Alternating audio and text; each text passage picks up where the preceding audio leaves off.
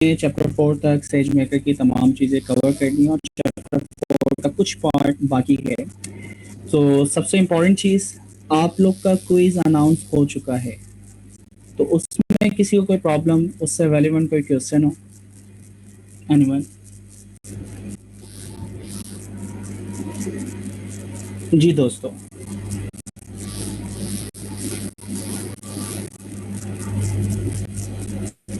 सबको मेरी आवाज़ आ रही है?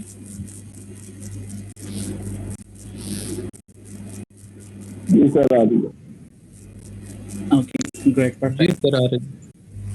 क्विज से रेलेवेंट कोई आप लोगों का क्वेश्चन नहीं है?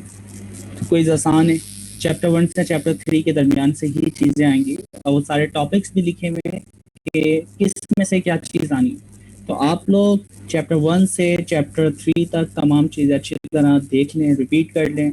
कोई भी आपको लगता है कि उसमें कोई प्रॉब्लम आपको आ रही है, तो आप ग्रुप के अंदर भी कांटेक्ट कर सकते हैं और इंडिविजुअल भी। तो फेल आपके साथ मौजूद हैं, शौकत आपके साथ मौजूद हैं, और भी काफ़ी वॉलंटियर्स हमारे साथ लोग मौजूद हैं कि किसी भी प्लेटफॉर्म पे आपको कोई प्रॉब्लम आ रही है तो आप हेल्प ले सकते हैं। बाकी आप लोग कुछ कहना चाह रहे हैं दोस्तों, कोई इससे रेलिवेंट? फिर हम आज के टॉपिक की तरफ आएंगे। वालेकुम अस्सलाम। सर कोई इससे रेलेवेंट तो नहीं है, लेकिन एक चीज़ मैं ये पूछना चाह रहा था कि क्या ये पॉसिबल है कि हमारी जो टाइमिंग्स हैं वो रीस्केड्यूल हो सकें, लेट्स सपोज सैटरडे या संडे की सुबह, क्योंकि मिडिल ऑफ द डे ये थोड़ा सा प्रॉब्लम हो जाता है टाइम निकालना, क्योंकि छुट्टी का भी दिन होता है प्लस दूसरी इंगेजमेंट्स होती है ना। तो क्या पॉसिबल है कि 9 to 11 हो जाए सैटरडे या संडे, या फिर लेटर इन द इवनिंग हो जाए, लेट्स सपोज आफ्टर 8 PM? अच्छा, प्रॉब्लम इज़ दैट कि पूरा का पूरा पीआईसी की कमेटी या फिर हम कहेंगे मैनेजमेंट ने एक प्रोसेस बनाया है कि कौन सी क्लास कब होनी है। तो हमारा जो ये लाइव यानी हम इस्तेमाल कर रहे हैं ना अकाउंट, जिससे आपकी मीटिंग क्रिएट होती है, तो वो डिवाइड किए हुए टाइम के हिसाब से। तो लेट्स सी, सबसे पहले अभी हमारी यानी जो Q1 की क्लासेस स्टार्ट होने वाली है वो हो जाए, फिर उसके बाद देखते हैं कि हमारे पास फ्री स्लॉट्स कौन सी बच रही हैं। अच्छा, फिर वही बात है कि हमें सबके वोट की बेस के ऊपर डिसाइड करना होगा। तो नॉर्मली होता ये है कि हम ऑफिस वाले, आपको वही यानी आदत है कि सुबह उठ के और अपनी एक्टिविटी परफॉर्म करना, उसके बाद सो जाना। लेकिन काफ़ी लोग ऐसे हैं जो कि हफ्ते की रात को ज़्यादा जागते हैं और फिर इतवार की सुबह लेट सो रहे होते हैं और फिर ज़ोहर के बाद ही लोग स्टार्ट होते हैं। तो ये इस तरह की ना प्रॉब्लम थोड़ी बहुत हमारे साथ रहेंगी। लेट्स सी किस तरह मैनेज कर सकते हैं। ठीक है, अस्सलाम वालेकुम सर। वालेकुम अस्सलाम। सर ये क्वेश्चन ये था कि जो आप सेज मेकर थी, हम पहले जो एक्सरसाइज में पुरानी बुक यूज़ कर रहे थे, फिर हम नई पे शुरू करोगे बाद में, तो अभी हम क्विज के लिए नई बुक को फॉलो करें या पुराने वाले वर्जन को फॉलो करें? चीज़ें वही हैं, उसके अंदर आपसे कोई यानी कोड नहीं पूछा जा रहा ना, तो सारी रेलेवेंट वही प्रॉपर्टीज़, वही सारी चीज़ें, तो आप न्यू बुक को ही फॉलो करें, उसी में से आएगा। Thank you sir. Most welcome. चलें जी, ये तो क्विज से रेलेवेंट चीज़ें हो गई और आपकी जो भी पर्सनल क्वेश्चन है वो हमने देख ली है। स्ट्रेटजी आज की। वालेकुम अस्सलाम। सर एक छोटा सा क्वेश्चन है, एक प्रॉब्लम में स्ट्रक हूँ, काइंडली गाइड कर दीजिए प्लीज। मैंने एक मॉडल ट्रेन किया है जीपीटी पे, फ्रेंच मॉडल है, टेक्स्ट जनरेशन पे, और मतलब सब कुछ रेडी है, टेक्स्ट भी परफेक्ट जनरेट हो रहा है, मॉडल डिप्लॉयमेंट भी हो चुकी है, सब कुछ हो चुका है। लेकिन मसला ये है कि मैं जब भी मॉडल को कॉल करता हूँ, वो टेक्स्ट जनरेट करवाता हूँ ना, तो वो थोड़ा टाइम लेता है। फर्स्ट टाइम कुछ ज़्यादा टाइम लेता है जब मॉडल लोड हो जाता है। उसके बाद फिर जब कुछ टेक्स्ट मतलब किसी भी टेक्स्ट पे जब टेक्स्ट को जनरेट करवा रहा होता हूँ, तो फिर वो थोड़ा टाइम लेता है, जो कि मतलब अगर मैं किसी वेब ऐप में जाऊँ तो डेफिनेटली थोड़ा टाइम लेगा, जो कि एक यूज़र के लिए थोड़ा प्रॉब्लम क्रिएट करता है कि मतलब ये वेब ऐप इतना टाइम क्यों ले रही है। तो इसका कोई सोल्यूशन बता सकते हैं कि कोई मतलब थोड़ा फास्ट हो जाए। मॉडल जो है वो पाईटॉर्च पे मैंने ट्रेन किया है, ट्रांसफॉर्मर GPT-2। ठीक है, बिल्कुल परफेक्ट। अच्छा, अब देखो प्रॉब्लम ये है कि आपका स्ट्रक्चर हमें देखना पड़ेगा कि आपने आर्किटेक्चर क्या बनाया है। आपकी जब भी रिक्वेस्ट जाती है तो रिक्वेस्ट जाते ही क्या आपका मॉड्यूल दोबारा से लोड होता है, ठीक है। उसके बाद आप जो टैक्स जनरेट करवाना चाह रहे हैं, फिर वो मॉडल लोड होने के बाद वो टैक्स जनरेट होता है। तो या तो आपको माइक्रो सर्विसेज का कॉन्सेप्ट जो है कि एक कंटेनर बनाना है, उस कंटेनर के अंदर आपका मॉडल अप रहेगा, आपका मॉडल लोड रहेगा, चाहे रिक्वेस्ट आए या ना आए। अब आपके पास कोई भी रिक्वेस्ट आती है तो इस कंटेनर के अंदर आप प्रेडिक्ट करवा के या उससे टैक्स जनरेट करवा के वापस उसको रिस्पॉन्स कर सकते हैं। तो आर्किटेक्चर आपको देखना पड़ेगा कि आप अपने सर्वर के ऊपर आर्किटेक्चर क्या रखें, ठीक है। तो वो आर्किटेक्चर लेवल के ऊपर हमें ये चीज़ें थोड़ा सा इम्प्रूव करना होगी जिससे आपकी स्ट्रीट एफिशिएंट होता है। तो या तो फिर मैं मतलब क्लास के बाद आपको मैसेज करूं या मुझे थोड़ा बता दीजिएगा, क्योंकि जब मॉडल लोड होता है ना, मतलब मैं उसे जब कॉल करता हूं तो फर्स्ट टाइम लोड होता है, उसके बाद जितनी दफ़ा भी जनरेट। हेलो जैन, आपकी आवाज़ को जनरेट करते हैं। ओके, हेलो, आवाज़ मेरी मेरी आवाज़ आ रही है दोस्तों आप सबको? यस सर, आपकी आवाज सर clear आपकी है। आवाज आ रही है। ओके। अच्छा अच्छा जैन, मैं सिंपल मेरी यानी आपकी प्रॉब्लम में समझ गया, ठीक है, आपने ये बता दिया है। अच्छा, शौकत इसके ऊपर ना काम भी कर रहे हैं इन तमाम चीज़ों के ऊपर, तो शौकत से भी आप कोऑर्डिनेट कर सकते हैं। शौकत, आप क्लास में मौजूद हैं अभी? शौकत शौकत शौकत साहब, ठीक है, तो शौकत से आप कोऑर्डिनेट कर शौकत लिएगा, भाई। ठीक है। तो फैल से कर लिएगा और मुझे भी अपनी प्रॉब्लम जो है वो कर दिएगा। आर्किटेक्चर हम आपका देखेंगे और उसको किस तरह इम्प्रूव कर सकते हैं, फिर उसके ऊपर काम करते हैं, ठीक है। चलें ठीक है सर, ओके, ठीक हो। perfect। और सर ये बता दीजिएगा, एस्टिमेटर जो हमने लास्ट लेक्चर में पढ़ा था, एस्टिमेटर और सीरियलाइजर, ये जो प्रेडिक्टर सीरियलाइजर होता है, ये दोनों क्या काम करते हैं? देखिए, एस्टिमेटर जो है ये क्लास है जिसके अंदर आप प्री बिल्ड जो भी एल्गोरिथम है उसकी डिटेल बताते हैं, आपकी जो मशीन अप होगी उससे रेलिवेंट डिटेल बताते हैं। ये सिंपल एस्टिमेटर एक क्लास है, ठीक है। सीरियलाइजर आपकी क्या आवाज़ है? काफी आ रही है थोड़ी सी ना, सॉरी। अच्छा, अब आवाज़ सही आ रही है? सही। मैं अपना कैमरा बंद कर देता हूँ। ओके, तो एस्टिमेटर सिंपल सी चीज़ है कि आपकी जो भी मशीन है, आपका प्री बिल्ड जो भी एल्गोरिथम है, उससे रेलेवेंट जो भी डिटेल है हम एस्टिमेटर में बताते हैं। तो एस्टिमेटर सेज मेकर के अंदर जाके एक क्लास, एक मॉड्यूल है, आप उसको इस्तेमाल करके कौन सी कॉन्फ़िगरेशन की मशीन अप करनी है और कौन सा प्री बिल्ड एल्गोरिथम आपको इस्तेमाल करना है, ठीक है। ये एस्टिमेटर का काम है। सीरियलाइजर का क्या काम है कि आपका डेटा यूजर से इनपुट लेना, उसको ट्रांसफॉर्म करना, उसके बाद मॉडल तक पहुंचाना, फिर उसको डीसीरियलाइज करना, ठीक है। तो ये दोनों का फर्क है, डेटा लेके जाना मॉडल तक और वापसी क्लाइंट तक, ये सीरियलाइजर हमारा काम परफॉर्म करता है। ठीक है। ओके, परफेक्ट, ठीक है। तो आज की क्लास में तो फिर हमारे लीड होंगे, तो फिर क्लास में मौजूद हैं। तो फिर आज आप हमें क्या करवाने वाले हैं? सर वो जो पिछली दफा हमने पढ़ा था उसी को वो मॉडल को ट्रेन करके डिप्लॉय करेंगे। ओके, तो हमने चैप्टर 4 की यानी जो थ्योरी पढ़ी है, प्री बिल्ड यानी हमारा जो भी यानी एस्टिमेटर वगैरह की बात कर रहे हैं, वो किस तरह इम्प्लीमेंट होंगे, किस तरह काम करेंगे, ये सारी चीज़ें आज की क्लास में तो फेल हमें कवर करवाएंगे। सो तो fail, over to you. Okay sir.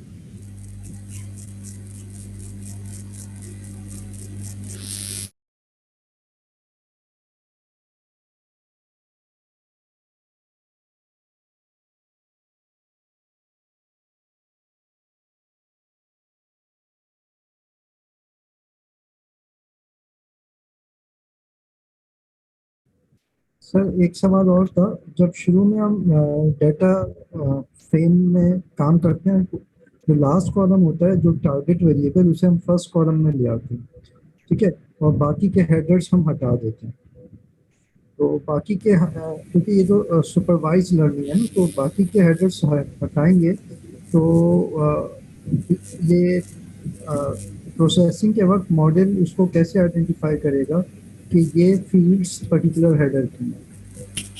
अच्छा, अब इसका सिंपल सा जवाब है कि आपके मॉडल के अंदर जो डेटा जाता है ना, वो सारा का सारा एक मैट्रिक्स की फॉर्म में जाता है, नंबर की फॉर्म में जाता है।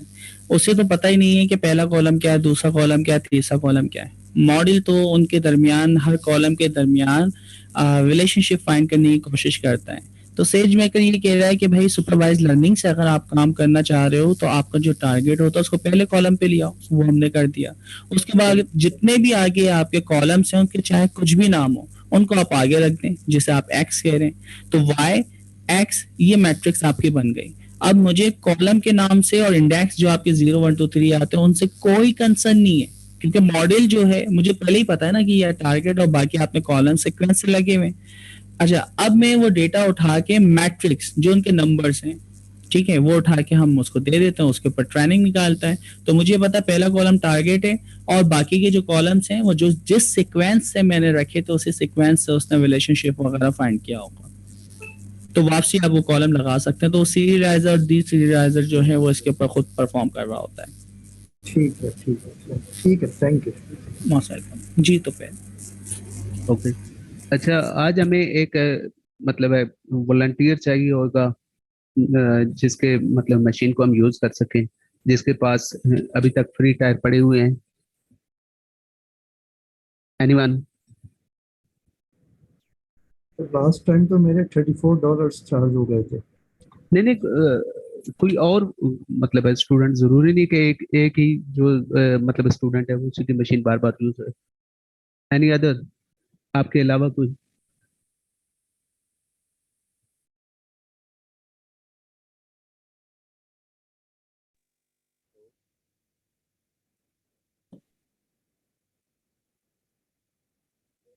जी, आपको आवाज आ रही है सबको? जी जी, आ गए। अच्छा, हम ये भी कर सकते हैं, देखें अगर आप लोग फ्री ट्रायल्स यानी चलाने से डर रहे हैं तो हम कम से कम उस प्लेटफॉर्म, यानी हमें देखें इतनी अब तमाम चीज़ें पता है कि सेज मेकर स्टूडियो कहाँ पे, जुपिटर नोटबुक कहाँ पे बनानी है, S3 का डेटा कहाँ पे अपलोड करना है, ठीक है, कहाँ पे आपकी क्या नाम है, कौन सी फाइल्स होती हैं जिनके अंदर आपके मॉडल की डिटेल होती है, आर्टिफैक्ट फाइल कहाँ सेव हो रही है, तो वो सारी डिटेल हमें पता है। तो तुफैल अगर कोई वॉलंटियर नहीं कर रहा तो हम सिंपल सिंपल, क्योंकि यहाँ पे पिक्चर और सारी चीज़ें डिस्प्ले भी कर रहे हैं, ठीक है, तो ठीक हम है, उस तो फिर कोड को यहाँ पे देख सकते हैं। 100% यही स्क्रीन वहाँ पे आ रही होगी। Okay, okay sir. ठीक है, अच्छा, चलिए। चले फिर इसकी मॉडल की तरफ चलते हैं। आज हम जो पढ़ेंगे ये हाउस प्रेडिक्शन है, बोस्टन हाउसिंग का डाटा है, ये आप कैगल से डाउनलोड कर लेंगे अपने पास। ठीक है, उसमें डिफरेंट डाटा आ रहे हैं, तो वो डाटा आप अपनी मशीन पे जब डाउनलोड कर लेंगे तो फिर मतलब सेज मेकर स्टूडियो चलाना सबको आता है। S3 बकेट बनानी सब स्टूडेंट को आ गई है। S3 बकेट के अंदर डाटा अपलोड किस तरह करना है, उसको आपने देखना किस तरह है, विजुअल किस तरह करना है। तो यहाँ तक तो मेरे ख्याल में पूरी क्लास अप टू डेट है। तो यहाँ तक कोई इशू हो किसी को S3 बकेट बनाने में, उसमें डाटा अपलोड करने में, सेज मेकर स्टूडियो को लॉन्च करने में, या जुपिटर नोटबुक लॉन्च करने में, यहाँ तक किसी को कोई इशू है अभी तक का तो आप पूछ सकते हैं।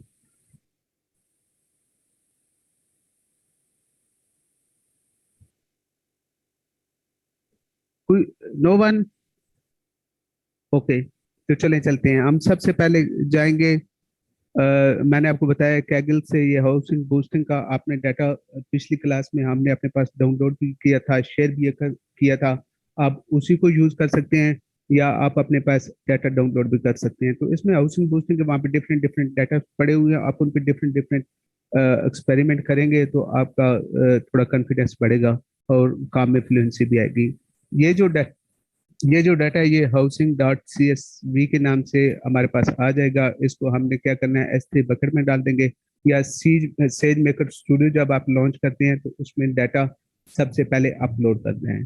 तो जब आपका डाटा अपलोड हो जाएगा तो लेफ्ट हैंड साइड पे आपको शो भी करवा देगा। तो वहां से फिर आपने करना है कि सबसे पहले पांडास को इंपोर्ट करवा लेना है और इसको डाटा सेट को, ताकि हम रीड कर सके, पांडास की हेल्प से हम इसको डाटा सेट को रीड तो ये करते जो हैं। यहाँ तो पास देना है वो S3 बकेट का पास देना है, जी, ये जो हाउसिंग डॉट आ, CSV।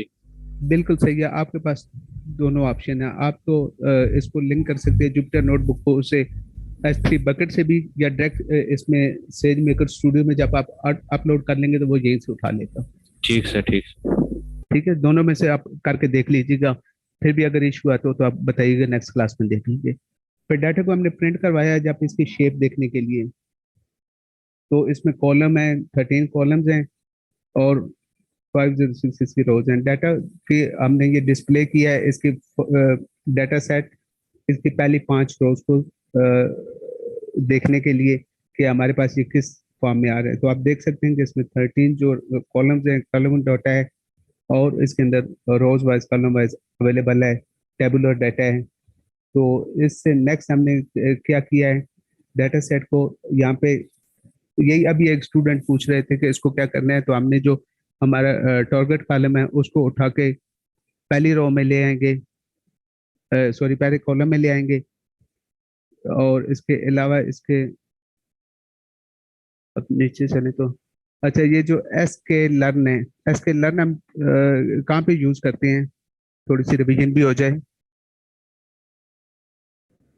साइकिट लर्न है ना ये, लर्निंग के जी। एल्गोरिथम्स को यूज करने के लिए मशीन और लर्निंग के। क्यों वैलिडेशन क्यों यूज करते हैं, कहाँ पे यूज करते हैं? स्प्लिट करने के लिए यूज करते सेपरेट करने के लिए, एग्जैक्टली। ये जो डाटा सेट है, ये इसको हमने ट्रेनिंग में, टेस्ट में इसको तोड़ लेना है इस एसके लर्न की हेल्प से। ठीक है, ये हम पहले भी कर चुके हैं, तो अभी दोबारा से अब इसमें हमने क्या किया है, इसका जो ट्रेनिंग पे 90% है और 10% इसका जो है वो वैलिडेशन है। अब नीचे देखेंगे तो आपको टेस्ट साइज 0.1 लास्ट इस रो में नजर आ रहा होगा, 0.1 मीन 10%। तो जब 10% इसमें निकल गया तो लेफ्ट कितना रह गया, 90%।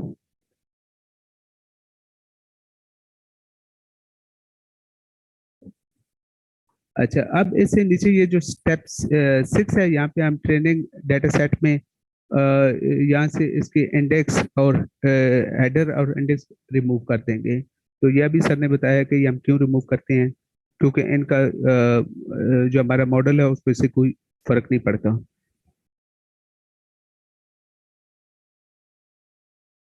अच्छा, अब यहाँ पे जो स्टेप नंबर 7 है, यहाँ पे S3 के अंदर हमारे ये जो हम ना एक सेशन क्रिएट करते हैं, सेशन क्रिएट करते हैं, सेशन के अंदर हमने क्या किया है, एक बकेट है, बकेट के अंदर हमने सेशन क्रिएट कर लिया, सेशन क्रिएट कर गया, तो इसकी हेल्प से अब आगे चलेंगे। अब यहाँ देखें प्रीफिक्सिंग में बोस्टिंग हाउसिंग है, बोस्टिंग हाउसिंग ये जो डेटा सेट है, इसका ट्रेनिंग पाथ हमने दे दिया। ट्रेनिंग पाथ क्या है, वो उस सेशन जो S3 बकेट के अंदर हमने क्रिएट किया, वहां से डाटा क्या होगा, अपलोड हो जाएगा। अच्छा, यहाँ से डाटा का पाथ दे दिया कि वहां से ये डाटा को उठा लेगा। जब ये वाला आप चलाएंगे ना, नंबर 8 अपने पास, तो सेज मेकर स्टूडियो में आप देखेंगे कि आपके उसी में यहाँ पे इसका नाम आ रहा होता है, डेटा का नाम आ रहा होता है ना, और डाटा अपलोड करते हैं, तो उसके नीचे ये 2 फोल्डर बन जाएंगे, एक आपका वैलिडेशन पाथ बन जाएगा और एक टेस्ट पाथ बन जाएगा। तो वहां से आप इसको ये प्रिंट करवाएंगे, प्रिंट करके हम इसके पाथ का वहाँ पे इसको देख भी सकते हैं, डिस्प्ले आ जाएगा हमारे पास। तो ये वेरी मतलब यहाँ तक तो कुछ भी नहीं किया हमने, डाटा को अपलोड किया है, उसको स्प्लिट किया है ट्रेनिंग में, टेस्ट में, सॉरी ट्रेनिंग वैलिडेशन में, और उसको डिस्प्ले करवाया है। तो अब इससे आगे क्या करेंगे, अब हम इसको एस्टिमेटर को यूज करेंगे। अच्छा, अब यहाँ से हमारे पास हमने पढ़ा था ये जो इमेज अंडरस्कोर यूरेस, तो कोई स्टूडेंट बताएगा ये क्या है? जी, आप पिछली क्लास में, उससे पिछली क्लास में डिस्कस कर चुके हैं। आपको आवाज आ रही है सबको? और रिपीट करें, क्या पूछ रहे थे? अच्छा, ये हमने पढ़े थे, बिल्ड इन हमारे पास एल्गोरिदम है, बिल्ड इन एल्गोरिदम जो सेज मेकर के बिल्ड इन एल्गोरिदम है, वो इमेज की फॉर्म में पढ़े हुए हैं, इमेज अंडरस्कोर यूरिस में। जो हमने वहां से एल्गोरिदम यूज करना होता है वो हम ले लेते हैं। तो यहाँ पे हम इस केस में कौन सा एल्गोरिदम यूज करें, लीनियर लर्नर। लीनियर लर्नर पिछली क्लास में डिस्कस किया था, तो एनी वॉलंटियर को बताना चाहे कि ये कहाँ पे यूज करते हैं इस एल्गोरिदम के बारे में, लीनियर हाँ, लर्नर। जी, जहाँ आपको लीनियर वाइज कोई डिसीजन लेना होता है, यानी कि जैसे बोस्टन प्राइसेस हैं, हाउसिंग प्राइसेस हैं, तो प्राइसेस की एक डिस्क्रीट वैल्यू है, कंटिन्यूस वैल्यू नहीं होती। तो जहाँ डिस्क्रीट डाटा होता है जो कि स्प्रेड हुआ होता है उस पर, तो वहाँ आप लीनियर रिग्रेशन इस्तेमाल करते हैं। ठीक है, ये क्योंकि हमारे पास सिंपल जो क्लासिफिकेशन और रिग्रेशन प्रॉब्लम्स में यूज रिग्रेशन और करते हैं। क्लासिफिकेशन। दोनों में यूज हो सकता है, क्लासिफिकेशन में भी यूज हो सकता है, रिग्रेशन में भी हो सकता है, उसमें बाइनरी क्लास क्लासिफिकेशन भी हो सकती है, मल्टी क्लास क्लासिफिकेशन भी हो सकती है, और रिग्रेशन प्रॉब्लम में भी यूज हो सकता है। तो अभी हम ये जो बोस्टिंग हाउसिंग जिसमें प्रोडक्ट हाउस प्रोडक्शन करवा रहे हैं, तो ये हमारा कौन सा प्रॉब्लम है? रिग्रेशन मतलब प्रॉब्लम। जी, रिग्रेशन रिग्रेशन है। प्रॉब्लम। रिग्रेशन है एग्जैक्टली, क्योंकि इसकी आउटपुट हमारे पास नहीं है कोई, तो ये रिग्रेशन प्रॉब्लम है। अच्छा, अब एस्टिमेटर ने क्या काम किया है इससे स्टेप 2 पे? अच्छा, एस्टिमेटर का अभी थोड़ी देर पहले सर ने बताया था स्टूडेंट को रिवाइज कर दे, just for revision purpose. Estimator क्या काम करता है? एस्टिमेटर जो है कोई भी जो ट्रेनिंग जॉब होती है वो जनरेट करेगा, ठीक है, और उसमें वो ट्रेनिंग जॉब, उसके साथ डिफरेंट पैरामीटर्स दिए जाते हैं। एग्जैक्टली अच्छा, ये एक क्लास है जिसके अंदर हमने कौन सी मशीन यूज करती है, कौन सा इंस्टेंस यूज करना है, किस लेवल की हम मशीन यूज करें, कौन सा इंस्टेंस हम यूज करें, तो ये सारी इंफॉर्मेशन इसके अंदर होती है। और आउटपुट पाथ, हमारे पास आउटपुट पाथ भी दे देते हैं। तो जस्ट इस एस्टिमेटर यही काम करता है कि इस क्लास के अंदर हम ये बता देते हैं कि हमने कौन से वाला इंस्टेंस यूज करना है, किस लेवल का इंस्टेंस यूज करना है, और इसका आउटपुट आउटपुट पाथ है, हाइपर पैरामीटर। अच्छा, आगे इसके अब हमने इसके हाइपर बेसिकली यहाँ एक क्वेश्चन भी है कि ये एस्टिमेटर एक कंटेनर भी बना देता है, यानी कि कंटेनर इसी बना देते हैं, एग्जैक्टली स्पेक्स बिल्कुल पे वो कंटेनर बना देता है। सही होगा। अच्छा, अब इसके अंदर हमने हाइपर पैरामीटर सेट कर दिया। हमारी प्रॉब्लम जो है वो रिग्रेशन की प्रॉब्लम है। मिनी बैच साइज 32 है, मिनी बैच साइज 32 मीन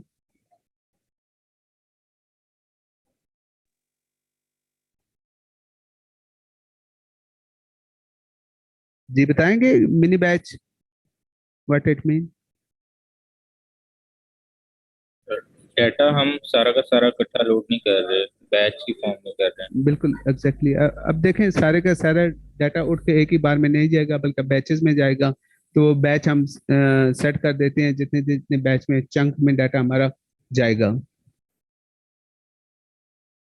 अच्छा, उसके बाद अभी हमने यहाँ पे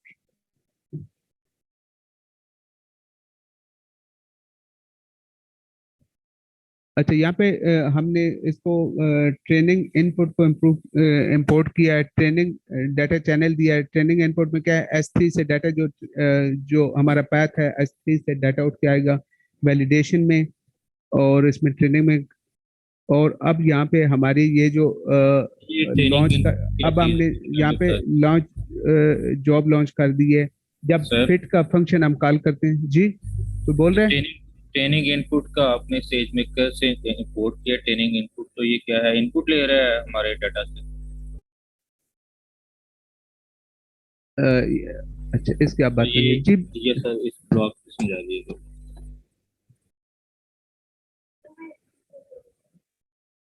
जी बिल्कुल, ये वहां से इनपुट ले रहे हैं, डाटा ले रहे हैं। अच्छा, इसके बाद जब हम एस्टिमेटर का फिट का फंक्शन कॉल करते हैं, तो यहाँ से हमारी ये जॉब लॉन्च हो गई है। तो यहाँ पे मतलब है इसका जो सेज मेकर है, यहाँ पे थोड़ा सा आपको टाइम लगेगा, क्योंकि इसकी यहाँ से ट्रेनिंग जॉब लॉन्च हो जाएगी। तो यहाँ तक ऊपर से जितने आप स्टेप चलाएंगे, आपका विद इन नो टाइम सारा चलता है। लेकिन जब आप यहाँ पे पहुंचेंगे, जब फिट का फंक्शन कॉल करेंगे, तो वहाँ पे आपके 1 से 2 मिनट 3 मिनट तकरीबन लग जाएंगे इस पे। तो यहाँ तक उसकी जब फिट का फंक्शन कॉल करेंगे, फिर आपको थोड़ा सा वेट करने पड़ेगा। थोड़ी देर के बाद वो आपको इसकी आउटपुट दे देगा। तो यहाँ तक हमारा मॉडल अब ट्रेंड हो गया है। तो अब इसका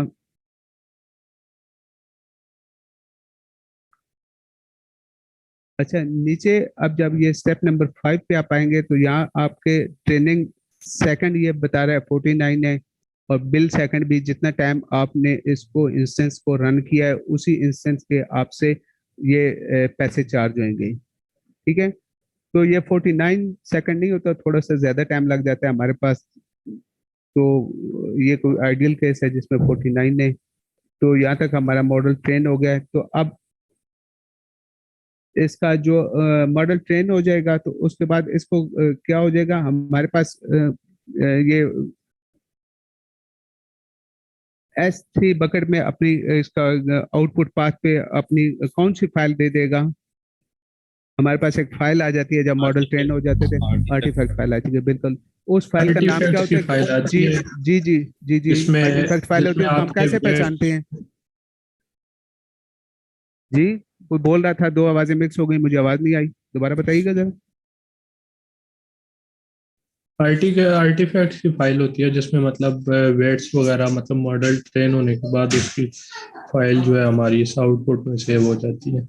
बिल्कुल बिल्कुल, उस फाइल का नाम क्या होता है, फोल्डर का? उसको S3 बकेट में हम कैसे पहचान लेते हैं कि ये वाली आर्टिफैक्ट फाइल है? मैनिफेस्ट के नाम से फाइल होती है। जी, dot R dot G Z. हम ये लिखा हुआ है model dot R dot G Z, तो इस नाम से वो हमारे पास आ जाती है। ठीक है, अब हमने नेक्स्ट क्या करना है, इसको, ये जो मॉडल है इसको डिप्लॉय करना है। तो डिप्लॉय करने के लिए क्या करेंगे, इसका अच्छा, इसका जो से एंड पॉइंट पे इसको डिप्लॉय करने के लिए आपने जस्ट सिंपली ये वाली रन कर देनी है। इसके टाइम के हिसाब से इसका जो linear learner demo time stamp with time होगा। टाइम इसलिए साथ होगा कि इसका नाम यूनिक हो, कि और भी कोई डिप्लॉय कर रहा है तो अगर सेम नाम भी है तो 7 मिनट, सेकंड, मिनट, आवर्स वगैरह आएंगे तो उससे क्या होगा, डेट वगैरह जब होगी तो आपका इसका नाम यूनिक हो जाएगा। ये सिंपली वहां से आपकी डिप्लॉयमेंट हो जाएगी। ये नीचे इसका आ भी है, लीनियर लर्नर डेमो 29/8/37/25, इसका मतलब है इसके अंदर डेट भी है, डे भी है, टाइम भी है, मिनट भी है और सेकंड भी है। अच्छा, अब जब ये डिप्लॉय होगा तो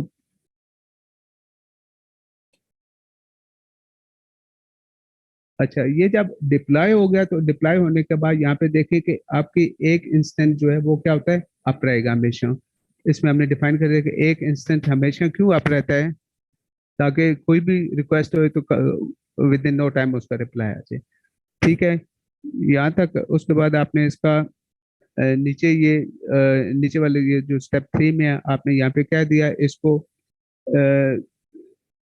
एक इनपुट दी है जिसको हमने प्रिडिक्ट करवाया है। तो इसका प्रिडिक्ट, ये जो नीचे 30.1734, ये क्या हमारे पास आया है डॉलर ये में? हाउस 30। की प्राइस है ना, जो जी जी, उसका आउटपुट आएगा हमारे पास, बिल्कुल बिल्कुल प्राइस बिल्कुल है।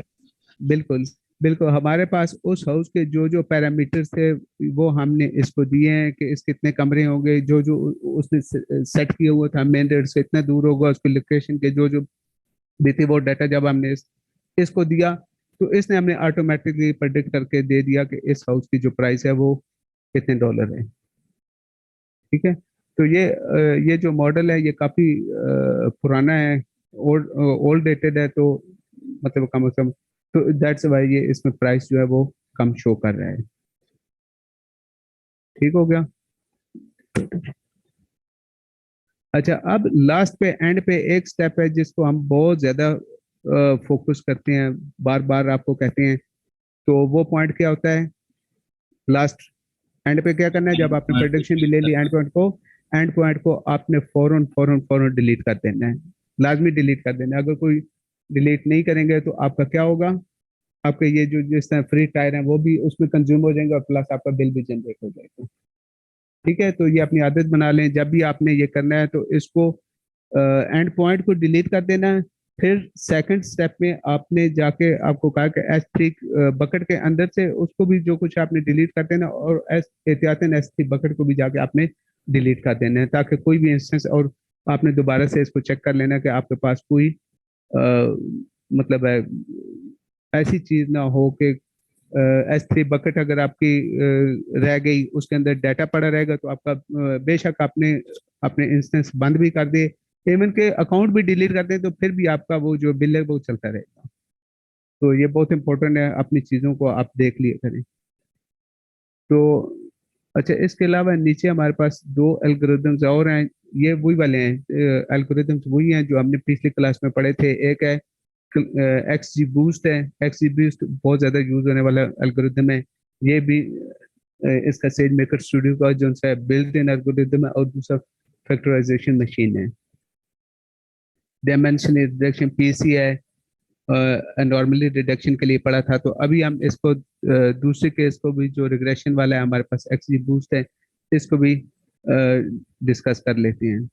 अच्छा, ये वाली जो भी हम मॉडल पढ़ रहे हैं ना, तो इनकी आपने प्रैक्टिस ज़रूर करनी है। जितनी ज़्यादा प्रैक्टिस करेंगे इतना आपके लिए बेनिफिशियल है। अभी अगर आप प्रैक्टिस रह गई तो फिर बाद में बहुत मुश्किल हो जाता है कि साथ इसको करना इस पेस के साथ। तो ये सबको एडवाइस यही है कि आप साथ साथ लाजमी प्रैक्टिस भी ये करें।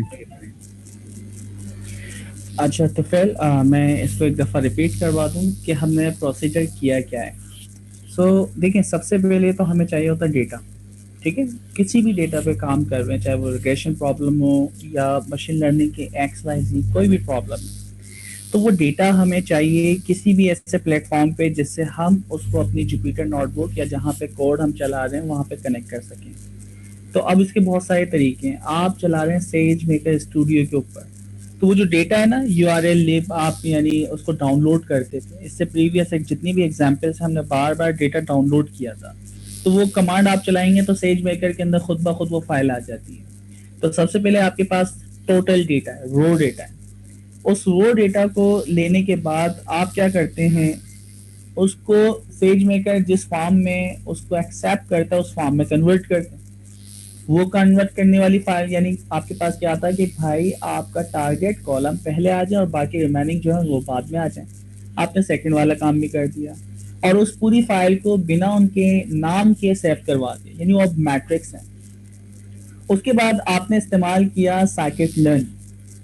साइकिट लर्न की बहुत सारे काम है, इसके अंदर मशीन लर्निंग के दूसरे एल्गोरिथम भी होते हैं, रैंडम फॉरेस्ट, डिसीजन ट्री, ठीक है, नेवी बायस। तो आपकी शैलो लर्निंग के पुराने जो एल्गोरिथम है वो सारे के सारे इसमें मौजूद हैं। तो आपने क्या किया, साइकिट लर्न की मदद से अपने डेटा को 3 हिस्सों में तोड़ा। तो उसने उसको शफल भी किया होगा, शफल करने के बाद 3 हिस्सों में तोड़ दिया कि ट्रेनिंग के लिए ये पार्ट है, टेस्टिंग के लिए ये पार्ट है और वैलिडेशन के लिए ये पार्ट है।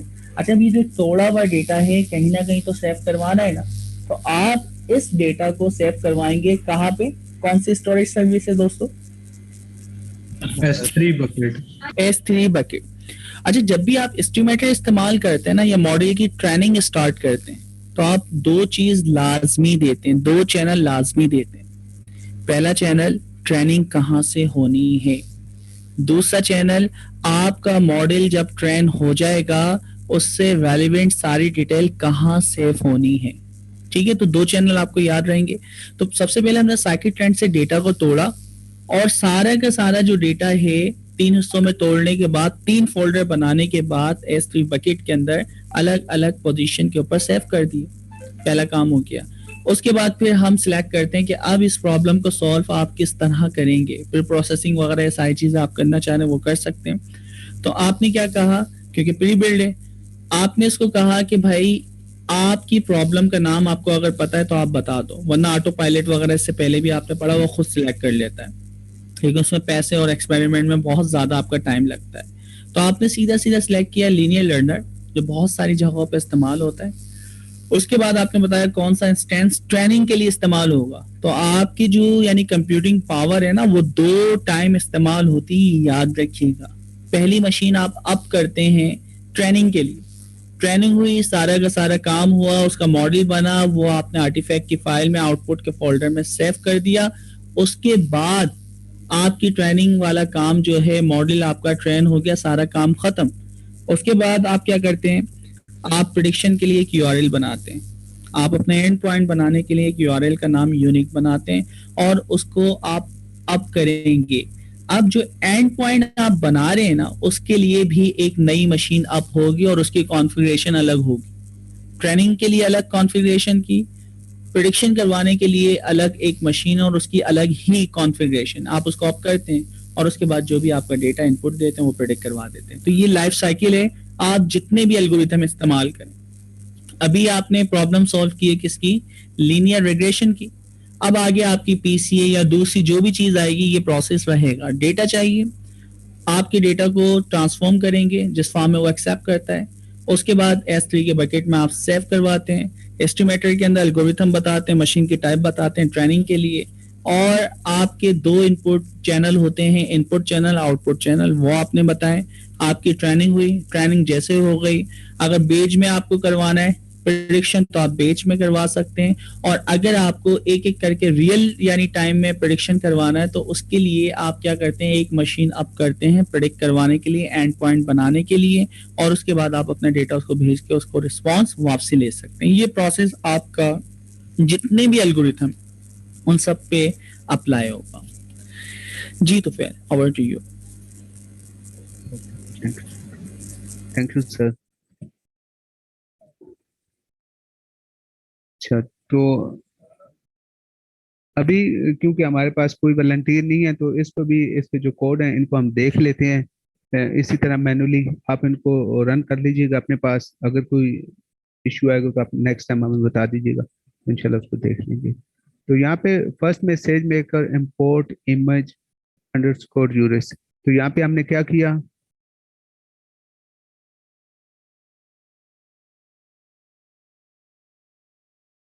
हमारे पास ये जो XG बूस्ट का बिल्ट इन एल्गोरिदम है सेज मेकर से, उसको उसके एक सर्विस है कंटेनर रजिस्ट्री की, वहां से हमने इस इमेज को कॉल किया है।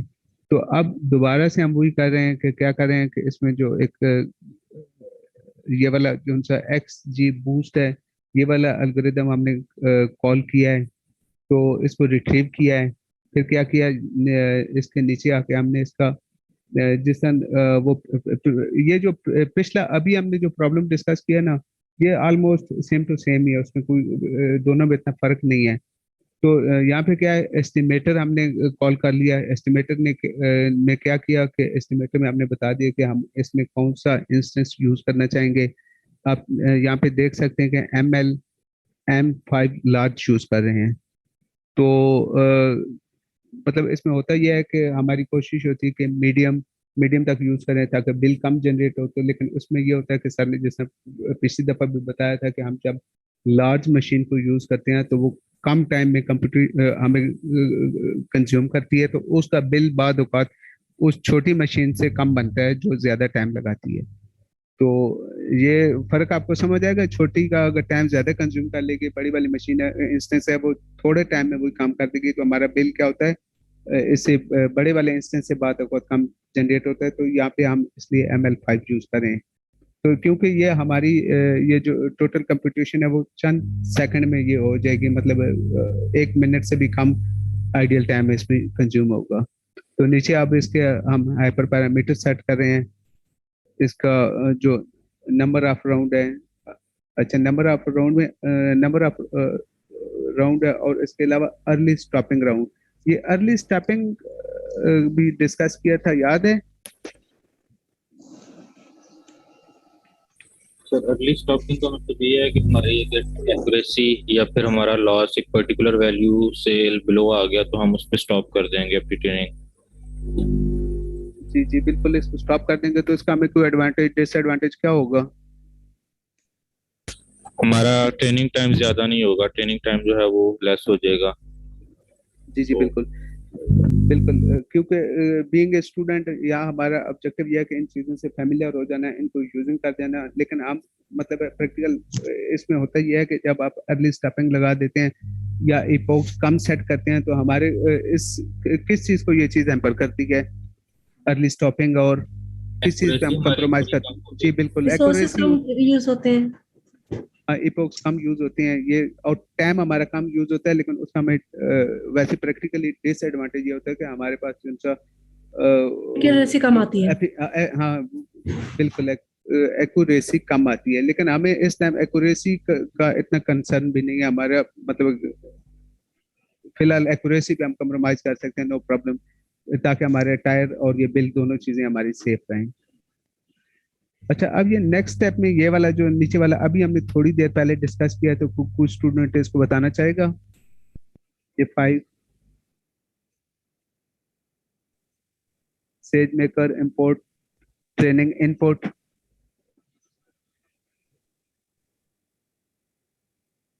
तो ये तो सिंपल है कि आपने ये फिफ्थ वाला कह रहे हैं आप? जी, फिफ्थ वाला। पहले तो हमने सेज मेकर से इंपोर्ट कर लिया ना ट्रेनिंग इनपुट को, यानी कि जी ट्रेनिंग इनपुट मेरे ख्याल ये एल्गोरिथम का नाम है या फंक्शन कोई भी, सॉरी, ट्रेनिंग डेटा चैनल जो है आपने वो डिफाइन करना है। उसमें आपने जहाँ ट्रेनिंग इनपुट का पाथ देना है आपने कि कहाँ हमने वो ट्रेनिंग का जो इनपुट है वो सेव करना है। और कंटेंट टाइप जो है हमें पता है वो टेक्स्ट है या सीएसवी टेक्स्ट फाइल है, यानी कि सीएसवी फाइल है कॉमा सेपरेटेड वैल्यूज। और वैलिडेशन डेटा चैनल जो है वो आपने बताना है कि आपका जो वैलिडेशन का डेटा है वो किस जगह पे आपने सेव करना है, वो आपने उसका पाथ बता दिया और उसकी कंटेंट टाइप भी सीएसवी या टेक्स्ट फाइल ही। ठीक है। अच्छा, इसमें हमने दोनों का ट्रेनिंग डाटा है, वैलिडेशन डाटा है, ये दोनों S3 बकेट में जाएंगे और कॉमा सेपरेटेड फाइल के फॉर्म में। अच्छा, अब यहाँ पे नीचे आप देखें कि हमने जब मॉडल को फिट लगाने से पहले जो एल्गोरिदम हमारे पास यहाँ पे यूज करें XGBoost है, उसको कॉल किया, तो अब यहाँ से हमारी ट्रेनिंग स्टार्ट हो जाएगी। अच्छा, ये ट्रेनिंग यहाँ पे मॉडल चलेगा तकरीबन 22 राउंड तक, तो हमने यहाँ पे तकरीबन 200 तक दिए थे, तो अर्ली स्टेपिंग हो जाएगी और हमारे पास ये मॉडल ट्रेंड हो जाएगा। तो जब मॉडल हमारे पास ट्रेंड हो जाता है तो नेक्स्ट हमारा जो नेक्स्ट स्टेप क्या होता है, इसको डिप्लॉय कर देना। तो यहाँ पे आप अब क्या हुआ, एंड पॉइंट पे ये 8 पे जो सा है 8 डिप्लॉय स्टिल। अच्छा, इसको अब हमने जब डिप्लॉय करेंगे तो अब हम ये डिप्लॉय हो जाएगा और फिर इसकी फाइनल हमने प्रोडक्शन ले लेनी है और एंड पे इसको आपने रिमूव कर देना है, डिलीट कर देना है एंड पॉइंट से। अच्छा, यहाँ पे भी हमारे पास क्या है, वो जो हमें प्रोडक्शन दे रहा है वो भी तकरीबन 23,750 राउंड अबाउट कोई वाली उसी के राउंड अबाउट है। अब देखें हमारे पास प्रॉब्लम वही है, अब हमने एल्गोरिदम अच्छा सर, प्रॉब्लम में कौन सा यूज किया था? एक क्वेश्चन पूछना था कि ट्रेनिंग इनपुट के अंदर हमने अपना वो वाला पाथ देना है जिसके अंदर हमारा ट्रेनिंग डाटा सेव है, या फिर वो वाला पाथ देना जहां पर सेव होगा ट्रेनिंग ड्यूरिंग ट्रेनिंग, ऊपर जो वैलिडेशन और ट्रेनिंग हम दे रहे थे। सॉरी, आपकी बात दोबारा रिपीट करेंगे? मैं ये कह रहा हूँ कि ऊपर अभी वो मैम ने बोला ना कि ट्रेनिंग इनपुट के अंदर हम पाथ देते हैं वैलिडेशन का और ट्रेनिंग का, उसके अंदर हम अपना ट्रेनिंग डाटा देंगे कि वो ट्रेनिंग पाथ सेव कराने के लिए एक पाथ देंगे ट्रेनिंग डाटा। जहाँ से आपने ट्रेनिंग डेटा लेना है वो देंगे या ट्रेनिंग डेटा जहाँ सेव करना है वो देंगे? जी बिल्कुल, ये वाली बात। अच्छा, हमारा इस केस में ट्रेनिंग डाटा उसने लेना भी वहीं पे है और उसने आउटपुट भी वहीं पे S3 पे ही देनी है, यानी कि हमारा इसका इनपुट जहाँ से इसने डाटा लेना है हमने ऑलरेडी उसको S3 में डाला हुआ है, वहीं से इसने उठाना है, और हमारी जो आउटपुट इसने हमें देनी है आर्टिफैक्ट फाइल और जो कुछ भी आउटपुट इस मॉडल ने हमने वापस देनी है वो भी हमारी S3 में ही आएगी। दोनों हैं। ठीक है सर, ठीक है ना, क्योंकि उसी से फिर आपने आर्टिफैक्ट फाइल जो है अपने पास सेव कर लेते हैं, डाउनलोड कर लेते हैं, तो वो मतलब फॉर नेक्स्ट टाइम जब भी आपने यूज करना होता है तो आर्टिफैक्ट फाइल अपने पास उसको हमेशा अपने पास सेव कर लेते हैं। तो ठीक है सर, ताकि नेक्स्ट टाइम हमारे पास ये सारा प्रोसेस हमको थोड़ा सा लाउड, थोड़ा सा ऊंची बोले प्लीज। जी, आप क्लियर आवाज? जी यस सर, क्लियर। ओके, हाँ, ये आर्टिफैक्ट फाइल का बताया हुआ है कि इसको आपने अपने पास सेफ रख लेना है, सेफ इसलिए रख लेना है कि ताकि नेक्स्ट टाइम हमें फिर जीरो से मतलब स्टार्ट ना करना पड़े, क्योंकि इस पे रिसोर्सेज लगते हैं, टाइम लगते हैं just to save all these things.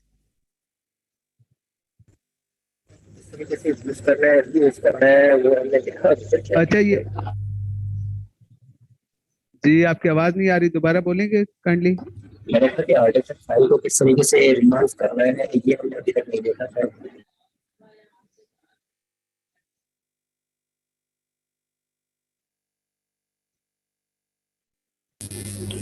क्या कह रहे हैं? आर्टिफैक्ट फाइल को रिमूव करना है? एक मिनट, आर्टिफैक्ट फाइल को रिमूव करने का कह रहे हैं आप?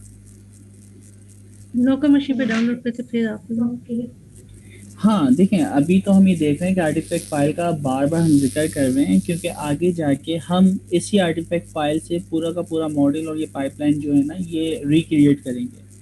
ठीक है, तो आपने ट्रेनिंग के ऊपर लाइक 50 घंटे लगाए तो दोबारा थोड़ी हम लगाएंगे। तो आपके पास आर्टिफैक्ट फाइल के अंदर वो सारी डिटेल है जो 50 घंटे लगने के बाद आपके रिजल्ट आए थे। तो आर्टिफैक्ट फाइल को आप किसी भी यानी मॉडल, उस आर्टिफैक्ट फाइल से मैं दोबारा से मॉडल रिक्रिएट कर सकता हूँ विद इन अ मिनट।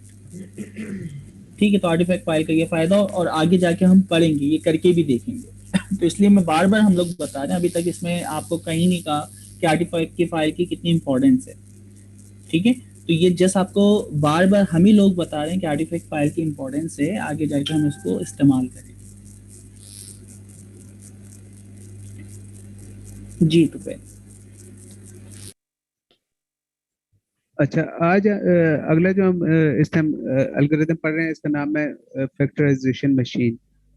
तो लीनियर लर्नर और इसमें फैक्टराइजेशन में क्या फर्क है? मतलब इसको हम कैसे यूज करते हुए हमें पता लगेगा कि यहाँ पे ये यूज करना है या दूसरे वाला यूज करना है? इसको कैसे सिलेक्ट करेंगे इस एल्गोरिथम को प्रैक्टिकली? किस प्रॉब्लम के लिए इसको आप सिलेक्ट करेंगे? पास सर ये काइंडली बता दें, ये शायद लास्ट क्लास में कवर नहीं था वो। सर ऐसा डाटा जिसमें एक्चुअल वैल्यूज कम होती हैं, जीरोस ज्यादा होते हैं। ये लास्ट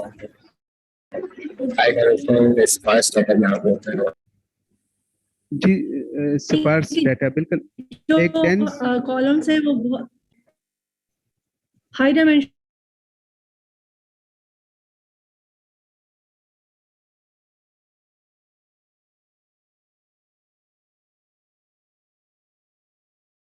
जनरल प्रॉब्लम होती है। बड़े प्रॉब्लम के लिए हम इसको नीले लर्नर की बजाय इसको प्रेफर करती हैं। ठीक है, डाटा सेट बड़ा होता है और प्लस ये जो जो चीजें आपने बताई हैं इसमें स्पार्स वाला भी इशू होता है, डायमेंशन रिडक्शन, सारा कुछ इसको देखते हुए हम इसको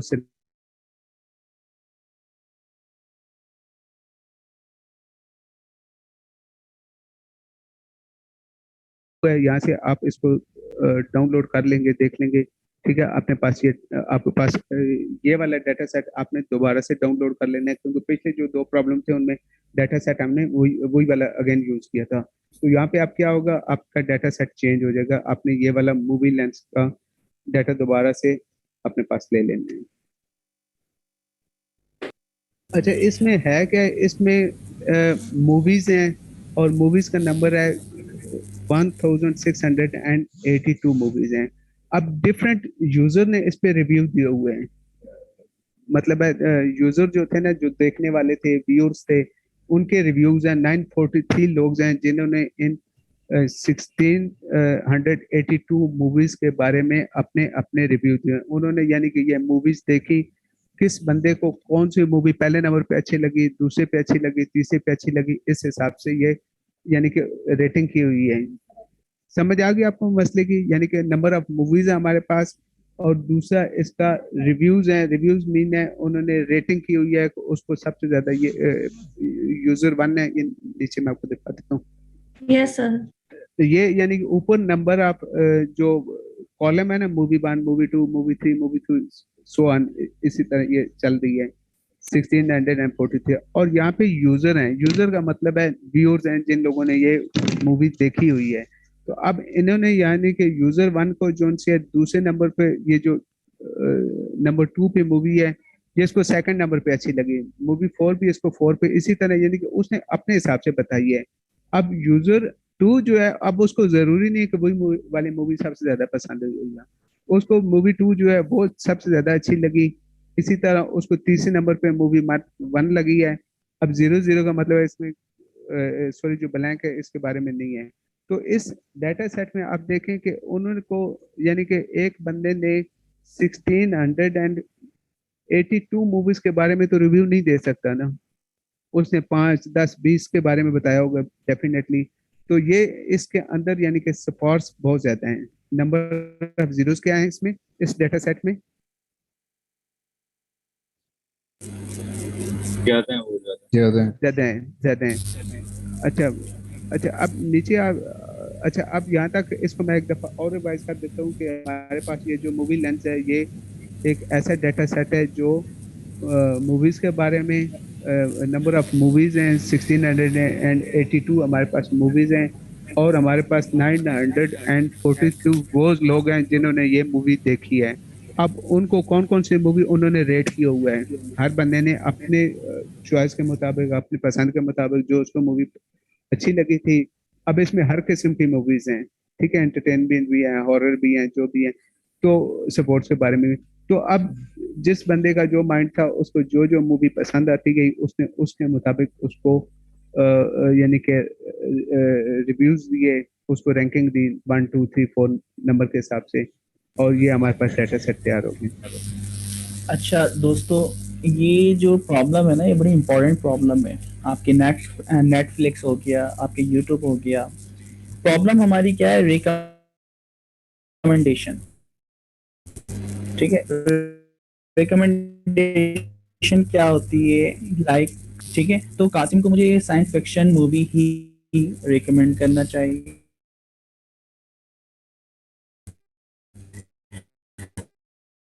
अच्छा, अब होता है क्या है कि जैसे यहाँ पे बताया है कि 16,000 आप क्या है मूवीज के यूज है। ठीक है, क्या कर लेते हैं, ये कह रहा है 943 यूजर्स हैं और 16,000 आते हैं। कासिम ने 10 वीडियो देखी, ठीक है, मतलब मूवीज देखी और उसको कमेंट, उसको रिव्यू दे दिया। ठीक है, और रिव्यू की जो रैंकिंग है वो 5 में से, कि अगर आपको बहुत अच्छी लगी तो 5 दिए, आपको नॉर्मल लगी तो आपने उसको लाइक 3 दे दिए या 2 दे दिए, और अगर आप 1 या 2 देते हैं तो इसका मतलब है कि आपको बहुत ही ज्यादा बुरी लगी। ठीक है, तो ये आपके क्या है, रिव्यूज। अब क्या करते हैं कि हमें ऐसे यूजर्स फाइंड करने हैं जो कासिम की तरह है। कासिम ने 4 वीडियो के ऊपर रिव्यू दिया है, कासिम को जो 5वीं वीडियो बहुत अच्छी लगती, वो दूसरे वाले बंदे ने अभी तक वीडियो नहीं देखी, तो वो सारी की सारी सिमिलैरिटी कासिम की यूजर की जो है वही तुफैल की यूजर्स की है, लेकिन तुफैल ने एक वीडियो नहीं देखी हुई, क्योंकि ये बिल्कुल इसका पैटर्न कासिम की तरह है। तो इस वजह से हम यही,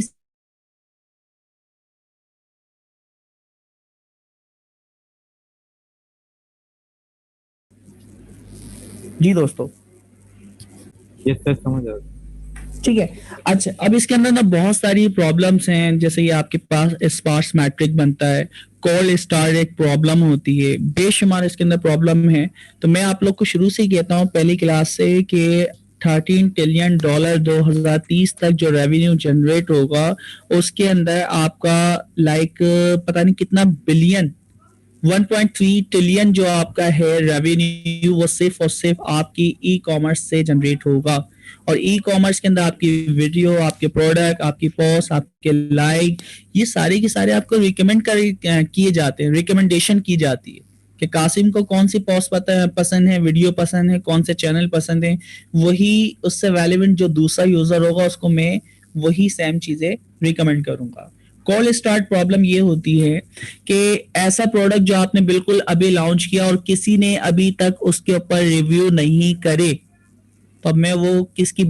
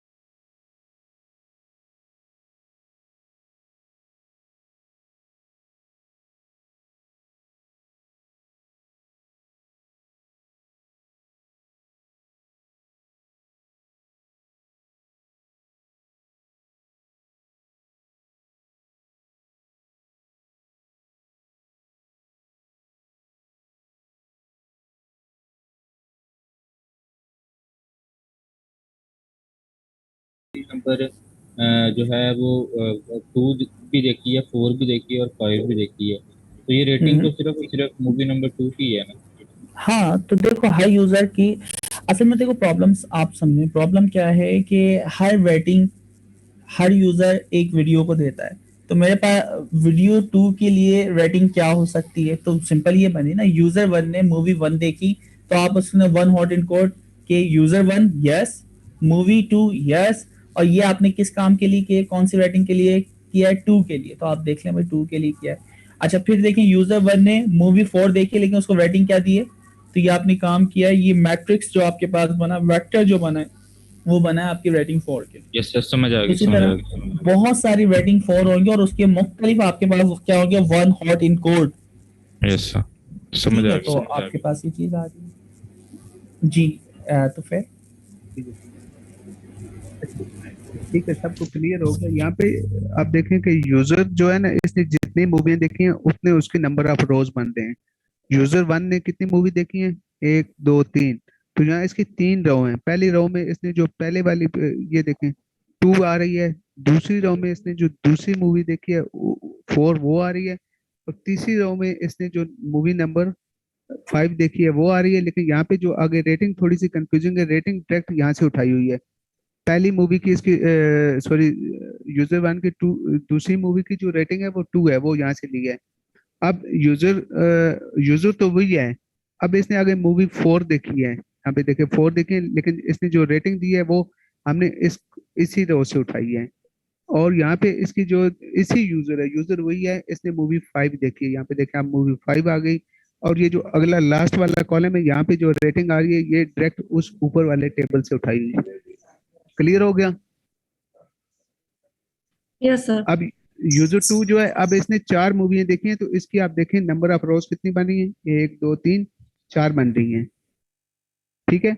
अब उसी तरह इसने जो इसको मूवी को आगे इसको दी हुई है उसके मुताबिक हमने जो रेटिंग है वहां से उठा ली है। ठीक है, आई होप कि सबको क्लियर हो गया होगा यहाँ तक। Yes sir.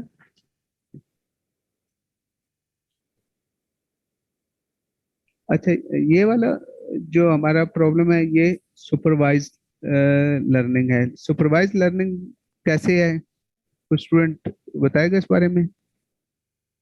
सर वो अपने जो डेटा है उससे सीख रहा है ना, उसी डेटा को सुपरवाइज, यानी कि आप सुपरवाइज का मतलब यही था ना कि आप कोई सिखाने वाला होता है, कोई सुपरवाइजर होता है। तो ये जो डेटा ये असल में सुपरवाइजर है जो उसको उसी को देख के वो सीखेगा कि किस तरह आगे हमने करना है ठीक है, कि नहीं। ठीक है। अच्छा, सुपरवाइज जो लर्निंग होती है इसको एक और तरीके से भी आप देख सकते हैं कि इसमें ए टू बी मैपिंग होती है। यानी कि इसमें जो आपको जवाब दिए हुए हैं उनमें से आपने सिलेक्ट करनी है। आप देखें यहाँ पे उसने क्या करना था, उसके पास रिस्ट्रिक्शन थी, यानी कि लेबलिंग 1 टू होती है। 5 1 टू 5 के दरमियान में वो सिलेक्ट कर सकता है, 1 2 3 4 5। अब वो अपनी मर्जी से किसी को 6 रेटिंग नहीं दे सकता या 0 नहीं दे सकता। ठीक ठीक है, ठीक ठीक, यानी बिल्कुल आउटपुट ठीक। ऑलरेडी डिफाइन है, उनमें से आपने जो चूज करना होता है। ये लेबलिंग की हुई है पहले। Labelling already A to B mapping कर देनी है, सिर्फ बिल्कुल मैपिंग ठीक। करनी है, ए टू बी मैपिंग करनी होती है, तो इसको हम ठीक है, क्लियर। सुपरवाइज लर्निंग में ये होते हैं। यस। अच्छा, इसमें एक ये बोर्ड सा आ रहा है स्पार्स मैट्रिक्स। तो स्पार्स मैट्रिक मीन जिसमें जीरो ज्यादा होते हैं या फिर अननोन जी डेटा जी ज्यादा जी होता है। जी जी बिल्कुल। हमारा ये वाला जो डेटा सेट है इसमें क्या था, ये स्पार्स है, क्योंकि आप देखिए पूरी रो में 2 में डाटा फिल है, बाकी तो खाली है ऑलमोस्ट है। इस तरह यस। 3 आ रही हैं, 4 आ रही हैं, तो मैक्सिमम इसमें क्या आ रहे हैं, जहाँ पे कुछ नहीं 0 आ रहे हैं। और इस तरह का जो डाटा सेट होता है इसको आप कहते हैं स्पार्स मैट्रिक्स। और इसका रिवर्स क्या होता है, जिसमें ज्यादा फिल होती हैं और 0 कम डेंस होती हैं, डेंस मैट्रिक्स। डेंस होता है। Exactly exactly exactly.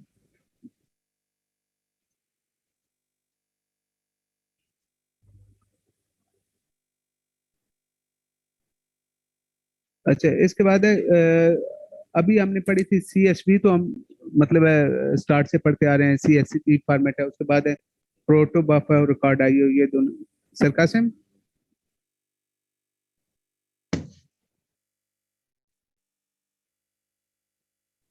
आवाज नहीं आ रही।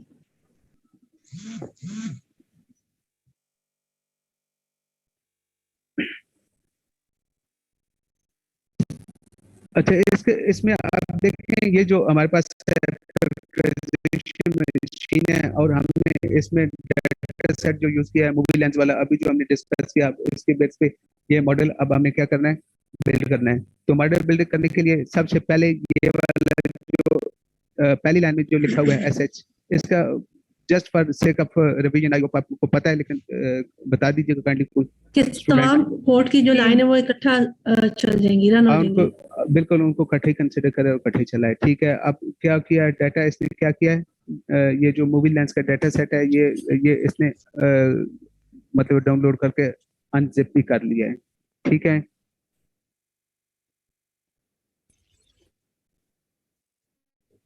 अच्छा, अब इसी जो डाटा सेट की फर्स्ट 5 रोज हमें नजर आ रही है, इसको डाटा की हमने शफलिंग करके इसकी फर्स्ट 5 रोज देख लिए हैं। इसके नीचे वाले में आप देखें कि इसमें क्या है, नंबर ये ऑफ कॉलम्स लिखा है। अच्छा, 4 कॉलम्स और 5 रोज, ठीक है 4 सर। कॉलम है ना, इसमें 4 कॉलम्स हैं और नीचे वाले में ये जो सा नंबर ऑफ यूजर्स हैं, नंबर ऑफ मूवीज हैं, या ऑलरेडी हम पढ़ चुके हैं ऊपर के नंबर ऑफ यूजर में नंबर ऑफ जो व्यूज हैं वो हमें पता है 943 हैं, और इसमें जो टोटल नंबर ऑफ यानी कि टोटल मूवीज थी वो 1682 है, जिनकी बेस पे ये हमने मतलब डाटा सेट डिजाइन किया गया है। अच्छा, इसमें नंबर ऑफ फीचर क्या है, इसमें नंबर ऑफ यूजर और प्लस नंबर ऑफ मूवीज। आपने देखा कि ऊपर जो हमारे पास सेकंड जो Yes, sir. हमने टेबल बना था उसको यूजर को भी और इसके साथ साथ जो मूवीज थी उनको दोनों को कॉलम में कर लिया था। Yes sir. मैं एक दफा आपको व्यू कर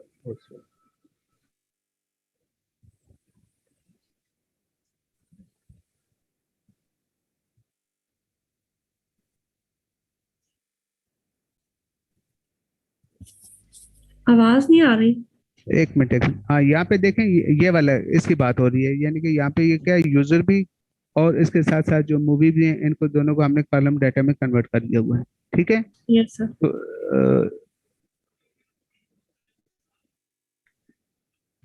अच्छा, अब ये इसके ट्रेनिंग के और इसको नंबर ऑफ रेटिंग जो है ट्रेनिंग के लिए हमने इतनी यूज की है। नंबर ऑफ रेटिंग की टोटल में से इतने को हमने फर्स्ट लाइन में जो है 90,570 को क्या किया हमने, इस पे ट्रेनिंग करनी है, और इसके अलावा ये जो टेस्ट के लिए क्या कितने रखे हमने कॉलम 9,430। अच्छा, ये जो स्प्लिट आप देखें इनकी रेशियो भी ऑलमोस्ट 10 और 90 की ही बन रही है। ठीक है, यानी 90,000 जो है वो हमारे ट्रेनिंग के लिए ट्रेनिंग डाटा सेट है, और जो टेस्ट के लिए वो कितना है 9,000। तो ऑलमोस्ट यानी कि ये राउंड अबाउट 10%, 10 और 90 में इसको हमने ब्रेक किया है। ठीक है, अच्छा, यहाँ पे तो इसमें तो कुछ भी नहीं किया, इम्पोर्ट CSV किया, नमपाई को इम्पोर्ट कर लिया है, मैट्रिक्स साइपर स्पार्स अच्छा, भी लाइब्रेरी है। जी बिल्कुल। अच्छा, इसमें जब हमारे पास ऐसे डाटा सेट को हम एड्रेस कर रहे होते हैं जिसमें स्पार्स मैट्रिक्स यानी कि नंबर ऑफ जीरो ज्यादा होते हैं, तो अब हमारे पास ये वाला डाटा सेट जो है ये स्पार्स है, तो इसलिए इसमें हमने लिस्ट मैट्रिक्स का क्या काम है सर, ये जो इंपोर्ट किया है ऊपर हमने, उसका क्या फंक्शन है? ये जो ऊपर लिखा हुआ है कि from SciPy sparse import list matrix, तो लिस्ट मैट्रिक्स का क्या काम होगा इधर? अच्छा, इसमें जो से ये वाले है ना, ये जो डाटा सेट है टोटली ये हमारे मैट्रिक्स की फॉर्म में ही है, number of rose and columns हैं। अच्छा, ये जो अच्छा, जी, तो फिर ऊपर वाला जो पैकेज है ना LIL मैट्रिक्स, तो ये स्पार्स मैट्रिक को हैंडल करने के लिए, उसके ऊपर ऑपरेशन परफॉर्म करने के लिए हम इसको इस्तेमाल करते हैं, और ये बहुत एफिशिएंट वे में इस्तेमाल होता है। सिंपल मैं इसकी एग्जांपल दूंगा। देखें, हमारे पास बल्कि लास्ट क्लास में भी शायद हमने डिस्कस किया था, स्पार्स मैट्रिक को अगर मैं नॉर्मल सेव करवाऊँ 1 0 की फॉर्म में, या जो भी नंबर है और बाकी सब 0, तो वो लाइक TB की फॉर्म में 20 TB या 50 TB की फॉर्म के अंदर सेव होगा, स्टोरेज बहुत ज़्यादा लेगा। तो हम क्या करते हैं कि जिस इंडेक्स के ऊपर वैल्यू होती है उसका इंडेक्स नंबर, देखें रोज एंड कॉलम फिक्स है स्पार्स मैट्रिक्स के अंदर, याद आ तो गया। हाँ, तो LIL मैट्रिक्स जो है ये स्पेसिफिक डिज़ाइन की गई है स्पार्स मैट्रिक्स के ऊपर ऑपरेशन परफॉर्म करवाने के लिए, स्लाइसिंग करने के XYZ और बहुत सारे ऑपरेशंस हैं। ठीक है। तो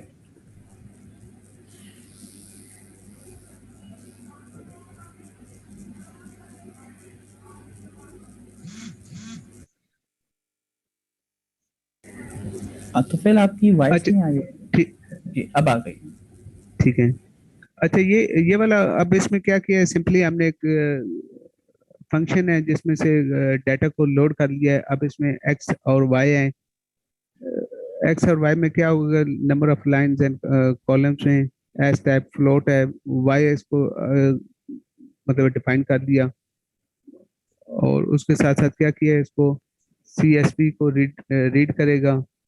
और टैब में मतलब बीच में टैब दी हुई है, ये तो सिंपल वो उसका पाइथन का फंक्शन ही है। उसके बाद क्या किया, वो हमने एक्स ट्रेन वाई ट्रेन इसको लोड कर लिया, डाटा को लोड कर लिया है। और विद शफलिंग इसी तरह एक्स टेस्ट है, टेस्ट और ट्रेन दोनों डाटा सेट हमारे पास लोड हो गए हैं। अब इनकी शेप देखिए, शेप की किसकी, ट्रेनिंग डाटा सेट की भी शेप देख ली, और उसके साथ साथ इसकी टेस्ट दोनों की, एक्स और वाई दोनों की। नीचे हमारे पास ये डाटा सेट की शेप जो है डिस्प्ले में आ रही है।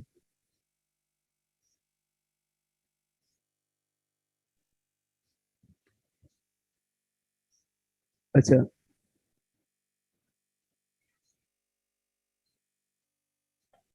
अच्छा, यहाँ पे हमने IO Boto 3 इसको इंपोर्ट करवाया।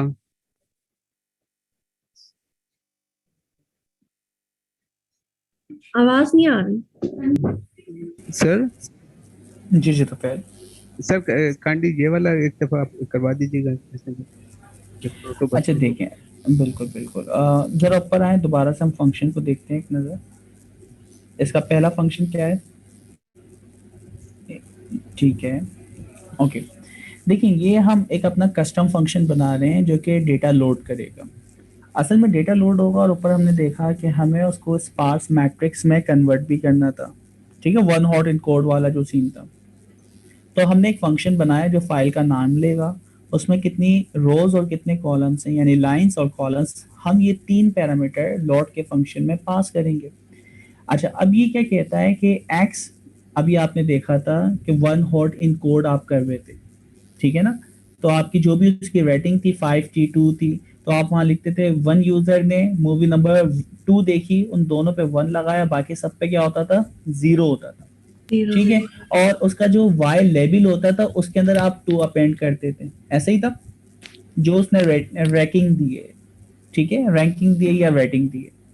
अच्छा, तो यहाँ पे वाई लेबल में क्या कहते थे सर? वाई लेबल के अंदर ऊपर जरा ऊपर आए सबसे पहले, तो फिर ऊपर आए, जो वो दिखा रहा था 1 1 और आगे दिखा रहा था 2 का कॉलम,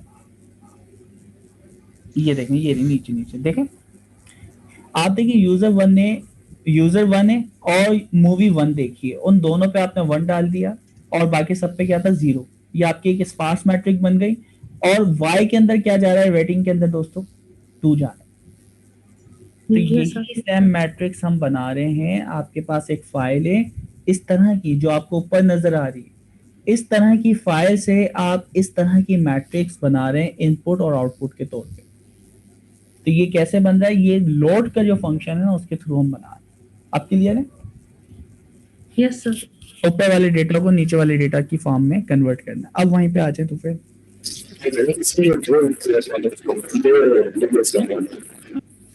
अशर आपकी वॉइस बिल्कुल समझ नहीं आई, रिपीट करेंगे?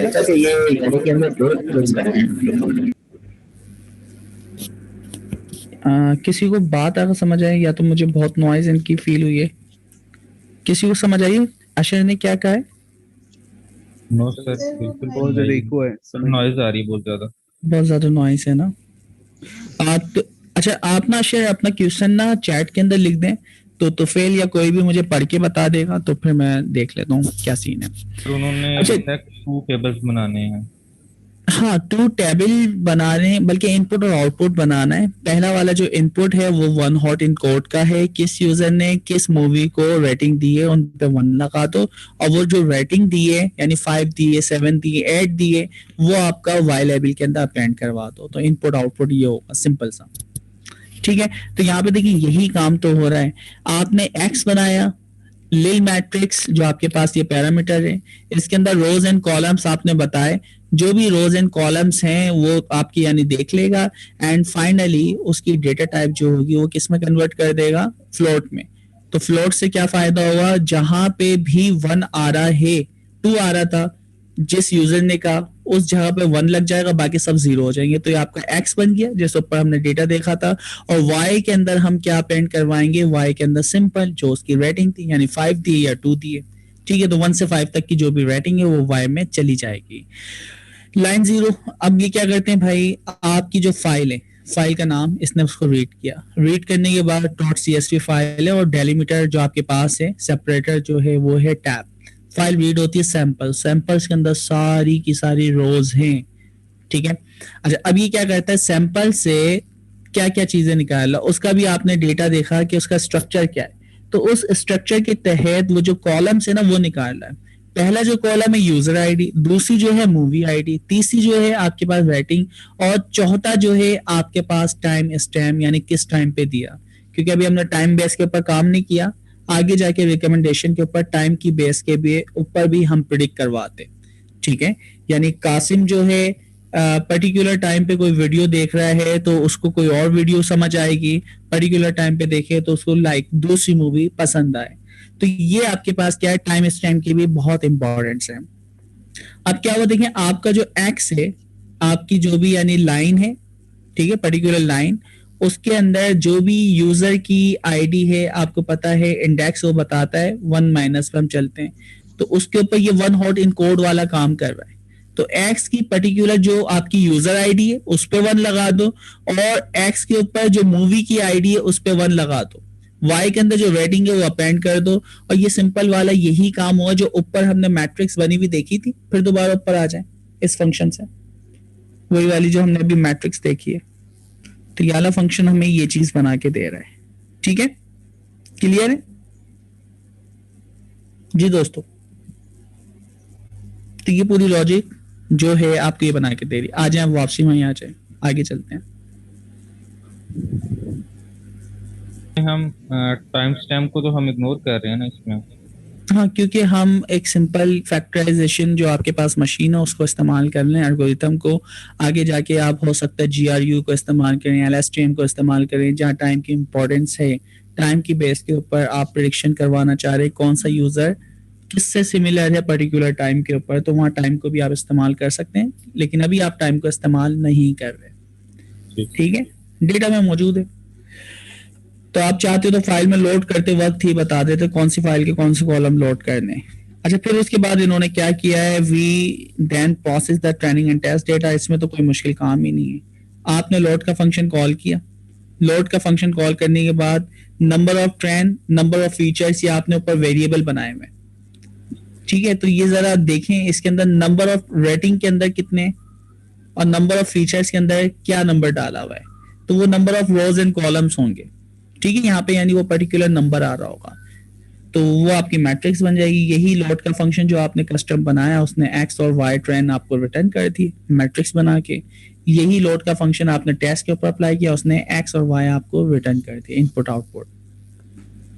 क्लियर है ये दोस्तों, ये दो फंक्शन काम क्या हुआ है जी, नहीं है तो पूछें, क्लियर है तो यस। सर ये जो टॉप में, सर ये जो बिल्कुल टॉप में लोड डेटा सेट, नीचे जो एक्स है LIL मैट्रिक्स है, अब ये जो एक्स में वैल्यू स्टोर हो रही है वो जो बताया था आपने इंडेक्स को स्टोर कर रहा है, उसे स्टोर कर रहा है या फिर टोटल डेटा है उसे स्टोर कर रहा है यहाँ पे? ये वही आपकी जो इंडेक्स की बेस के ऊपर वैल्यू है ना उसको स्टोर करवा। तो उससे में फायदा क्या होगा कि अगर मैं इस डेटा को सेव करवाऊंगा ना तो उसका स्टोरेज जो कैपेसिटी है वो बहुत कम होगी।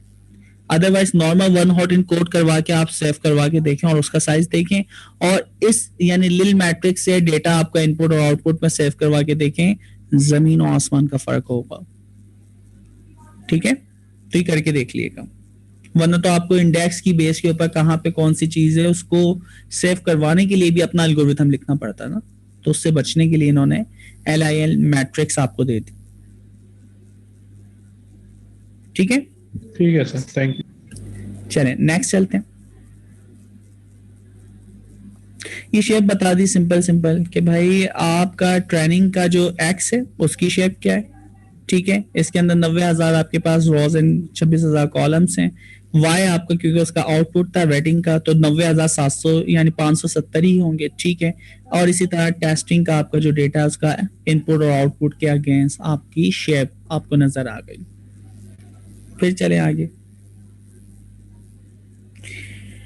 अच्छा जी, हमारे पास बाइट्स आईओ जो है स्पार्स मैट्रिक को राइट करवाने या रीड करवाने के लिए सबसे परफेक्ट फॉर्मेट है, ठीक है। तो हम स्पार्स मैट्रिक को सेव करवाना चाह रहे हैं, सेव करवा के हम उसको दोबारा से रीड भी करना चाह रहे हैं, तो ये सारे काम आप करवा सकते हैं। तो कैसे करेंगे ये चीज आपको बता रहा है Boto3 SageMaker Amazon common as SMAC package है। इस पैकेज के बारे में कुछ ना कुछ बताया होगा कहाँ इस्तेमाल होता है।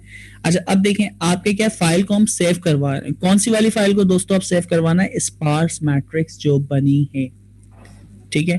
तो हम कह रहे हैं एक्स और वाई, ऊपर जो आपने वो देखा था 1 1 और 2 रेटिंग, तो इनपुट के अंदर 1 1 था, यूजर 1 ने मूवी 2 को देखा, उन दोनों पे 1 है, और रेटिंग दी थी 3 या 5, वो आपकी रेटिंग के कॉलम के अंदर वाई के अंदर सेव हो रही है।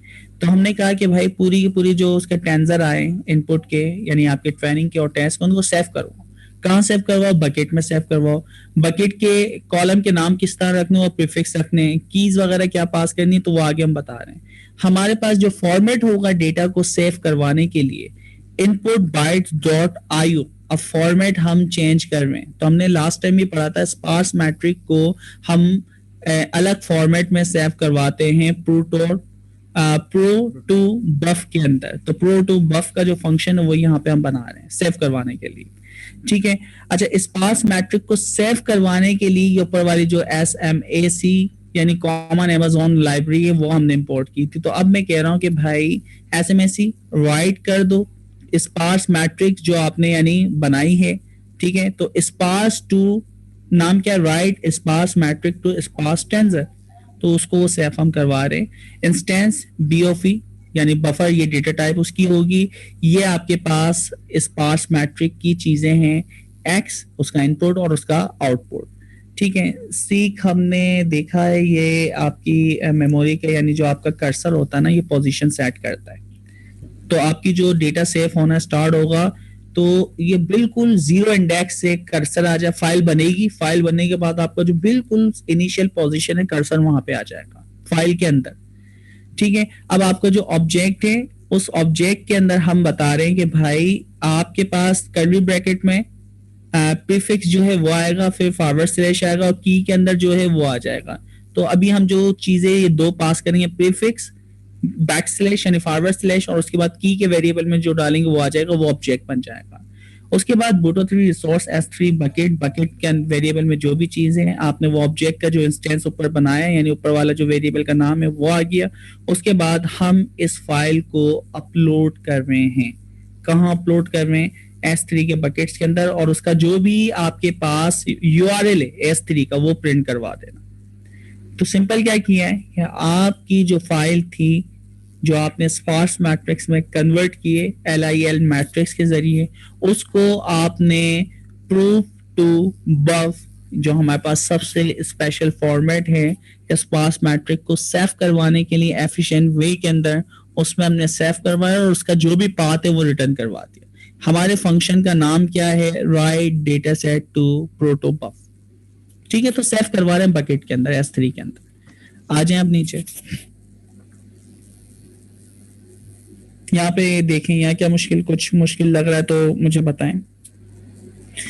SageMaker इंपोर्ट किया है, सेशन इंपोर्ट किया है और हम जो बकेट बनाएंगे स्टैंडर्ड फॉर्मेट में उसको हमने किया है। प्रीफिक्स यानी अब हर फाइल की यानी नाम से पहले प्रीफिक्स के अंदर वो दो चीजें जारी थी, तो प्रीफिक्स और आपके पास ट्रेंड, तो प्रीफिक्स ट्रेंड के अंदर जाएगा यानी प्रीफिक्स के अंदर आपने डाला हुआ है FM यानी factorize machine, movie lens, trained का डेटा बकेट बनेगा, उसके अंदर वो डेटा आपका क्या कर देगा, ट्रेंड का डेटा सेव कर देगा, टेस्ट का डेटा सेव कर देगा, ठीक है। तो यहाँ पे वो डेटा आप क्या कर रहे हैं, पहले सबसे पहले आपने URL सेट किए हैं कि क्या URL होंगे, उसके बाद आपने उन पर्टिकुलर URL के अंदर X ट्रेंड Y ट्रेंड, ठीक है, और इसी तरह X टेस्ट और Y टेस्ट को सेव करवा दिया।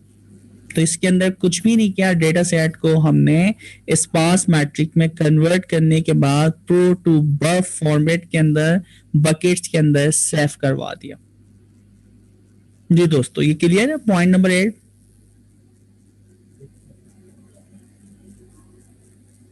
इतनी खामोशी क्यों है? सर बफर के बारे में थोड़ा सा बता दें। अच्छा, बफर जो है ना, या BUF जो है, ये हमारे पास एक जैसे हमारे पास डॉट XLSX किसका फॉर्मेट है ये दोस्तों? सर एक्सेल की फाइल का। एक्सेल का है, एक्सेल का है ना, एक्सेल XLSX। अच्छा, DOCX किसका फॉर्मेट एक्सटेंशन है? Microsoft word. ठीक है, अच्छा ये आपको पता है। अच्छा, एक्सटेंशन से क्या फायदा होता है? जैसे आप डबल क्लिक करेंगे उसी सॉफ्टवेयर पे खुलेगी जो एक्सटेंशन आपने दी हुई, ऐसा ही है। तो हर काम को करवाने के लिए आपके पास एक पर्टिकुलर सॉफ्टवेयर है और उस पर्टिकुलर सॉफ्टवेयर की फाइल की एक पर्टिकुलर एक्सटेंशन होती है। ये बात सबको क्लियर है। इसी तरह अब मैं बात करूंगा कि अगर आप स्पार्स मैट्रिक बनाते हैं, ठीक है, फिर मैं रिपीट करता हूं, अगर आप क्या बनाते हैं? स्पार्स मैट्रिक्स को अगर मैं नॉर्मल सेव करवाऊं तो लाइक 50 टेराबाइट्स के अंदर सेव होगी, इतनी तो स्टोरेज नहीं है हमारे पास। तो उसको एफिशिएंट वे में सेव करवाने का जो प्रोसीजर है उसको हम क्या बोलते हैं? PUB, जो भी आपको आ रहा था, प्रोटोबफ। वो एक्सटेंशन है, वो फॉर्मेट है। उस फॉर्मेट में आप सेव करवाएंगे तो लाइक कुछ जीबी में ही डेटा सेव होगा। कहाँ टेराबाइट्स में हो रहा था और कहाँ जीबीज में हो रहा है, उसकी बुनियादी वजह भी मैंने बता दी है कि जिस इंडेक्स पे जो वैल्यू होती है वो वैल्यू और उसका इंडेक्स याद रख लो, बस कहानी खत्म। सारी की सारी मुझे स्पार्क 0 लगाने की जरूरत नहीं है। क्लियर है दोस्तों? Yes sir. ठीक है, तो बस हमने उस फॉर्मेट में सेव करवाया और कुछ नहीं किया। नेक्स्ट मूव होते हैं। ठीक है, तो इसने जहां जहां सेव किया है उसकी देखिए फाइल के नाम आपको दे दिए। फ्रेंड डेटा कहाँ पे गया, टेस्ट डेटा कहाँ पे गया। तो हमारे पास एक्सटेंशन जो है फाइल की वो क्या है आपके पास? प्रोटोबफ। ये एक्सटेंशन है, जैसे CSV होती है, जैसे XLS होती है, जैसे DOCX होती है। और देखिए कितनी MB में सेव हो रहा है ये? 5.5 MB के अंदर स्पार्स मैट्रिक। वरना नॉर्मल अगर आप इसको स्पार्स मैट्रिक जरा नंपाई से बना के तो देखें, ठीक है, जितनी नंबर ऑफ रोज थी, आप देखेंगे जीबीज में जाएगा डेटा। तो वो जीबीज की जगह एमबीज में लिया है। उसकी बुनियादी वजह प्रोटोबफ जो एल्गोरिथम है उसके तहत हमने सेव करवाया है। जी, कोई कुछ कह रहा है? सर मैंने पूछना था कि इसमें ये जो प्रोटोबफ फाइल है इसमें कैसे यानी कि इतने कम मेमोरी को एलोकेट किए हुए डाटा, इतना कम मेमोरी को करते हुए डाटा स्टोर करते हैं। अच्छा हिना, मैं चाहूंगा इसका जवाब आप दें, क्योंकि आपने लास्ट टाइम अभी इसको समझा भी था, हम 2-3 दफा डिस्कस कर चुके हैं।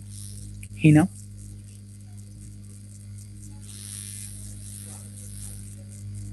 आप मुझे सुन पा रहे हैं? हिना ही नाम था ना, क्या नाम था?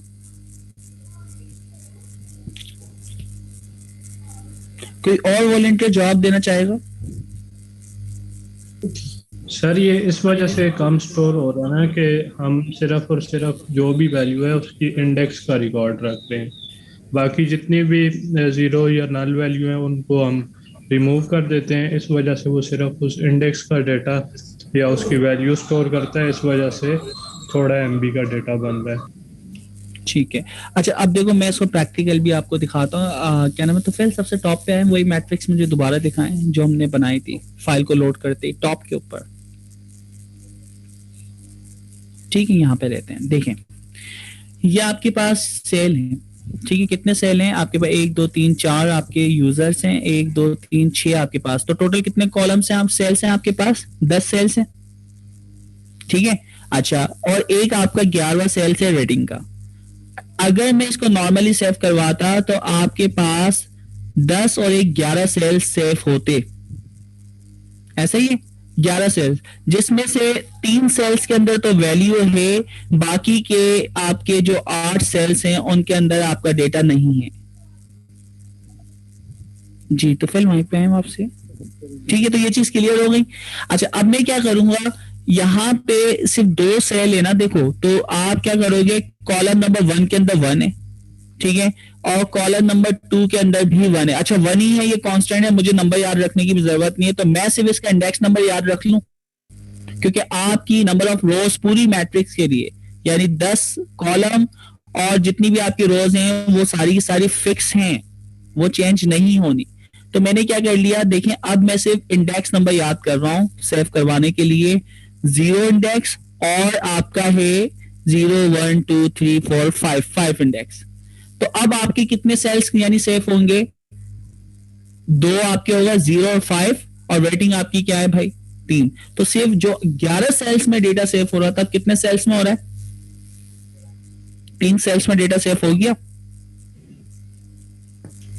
क्लियर है, समझ गया। ये कॉन्सेप्ट है, ये कॉन्सेप्ट है सर। ये जैसे वो तो डेटाबेस में इंडेक्सिंग होती, सेम लाइक दैट। बिल्कुल, डेफिनेटली।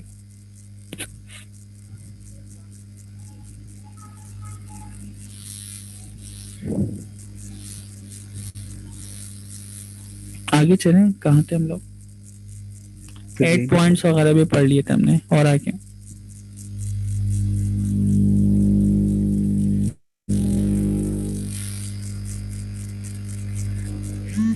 हेलो। जी जी सर, ये एंड पॉइंट पे। ओके ओके सॉरी, हाँ ये भी नहीं, ये सेव करवा दिया, इसके बाद नहीं है, इससे ऊपर क्या है, इससे भी ऊपर है, सही है। 8 पॉइंट तक हमने पढ़ लिया था। हाँ, ये वाला पॉइंट पढ़ते हैं, 8 पॉइंट तक हमने पढ़ लिया ना, अब 9 पॉइंट तक हमने पढ़ लिया। बल्कि 9 पॉइंट को भी देख लें भाई, 9 पॉइंट क्या है, 9 पॉइंट कहता है AWS S3 जो भी लिस्ट है, किसकी लिस्ट है, S3 बकेट के इस पर्टिकुलर क्या नाम है फोल्डर के अंदर, तो उसकी सारी की सारी जो लिस्ट है हमारे पास प्रिंट हो जाएगी। तो ये सिर्फ लिस्ट प्रिंट करवा रहा है, ठीक है। तो 2 लिस्टें हमारे पास, 2 या 3 या 4 जितनी लिस्ट है उनको प्रिंट करवा देगा पर्टिकुलर पाथ के अंदर। अब हम जा रहे हैं एस्टिमेटर पे। एस्टिमेटर अभी हमने देखा था कौन सी मशीन चाहिए, कौन सा यानी एल्गोरिथम चाहिए, और उसको किस तरह आपको प्रोसेस करना है। तो सेज मेकर के अंदर इमेज यूरीज, जितनी भी आपके प्री बिल्ड एल्गोरिथम हैं उनके जो नाम मिलेंगे, उनकी प्री ट्रेन जो भी आपकी कॉन्फ़िगरेशन है वो किसके अंदर मिलेगी, इमेज यूरीज के अंदर, पहला वाला। दूसरा, आप यानी लाइन के अंदर सेशन बना रहे हैं, सेशन जो आपने IAM यूजर बनाया हुआ, जो राइट्स थे आपने यानी सेज मेकर स्टूडियो को ओपन किया हुआ है, वो सारे राइट्स इसमें मौजूद हैं, ठीक है। तो मेरे पास पावर है, मैं क्या कर सकता हूँ, मेरे पास प्री बिल्ड एल्गोरिथम की पूरी लिस्ट है, कोई भी एल्गोरिथम मैं इस्तेमाल कर सकता हूँ, ठीक है। रिट्रीवर जो है, रिट्रीवर के थ्रू अब मैं कोई भी चीज कॉल कर सकता हूँ। तो सबसे पहले मैं कंटेनर बना रहा हूँ, रिट्रीवर में गए, रिट्रीवर के अंदर कौन सी मशीन का नाम बताया दोस्तों हमने,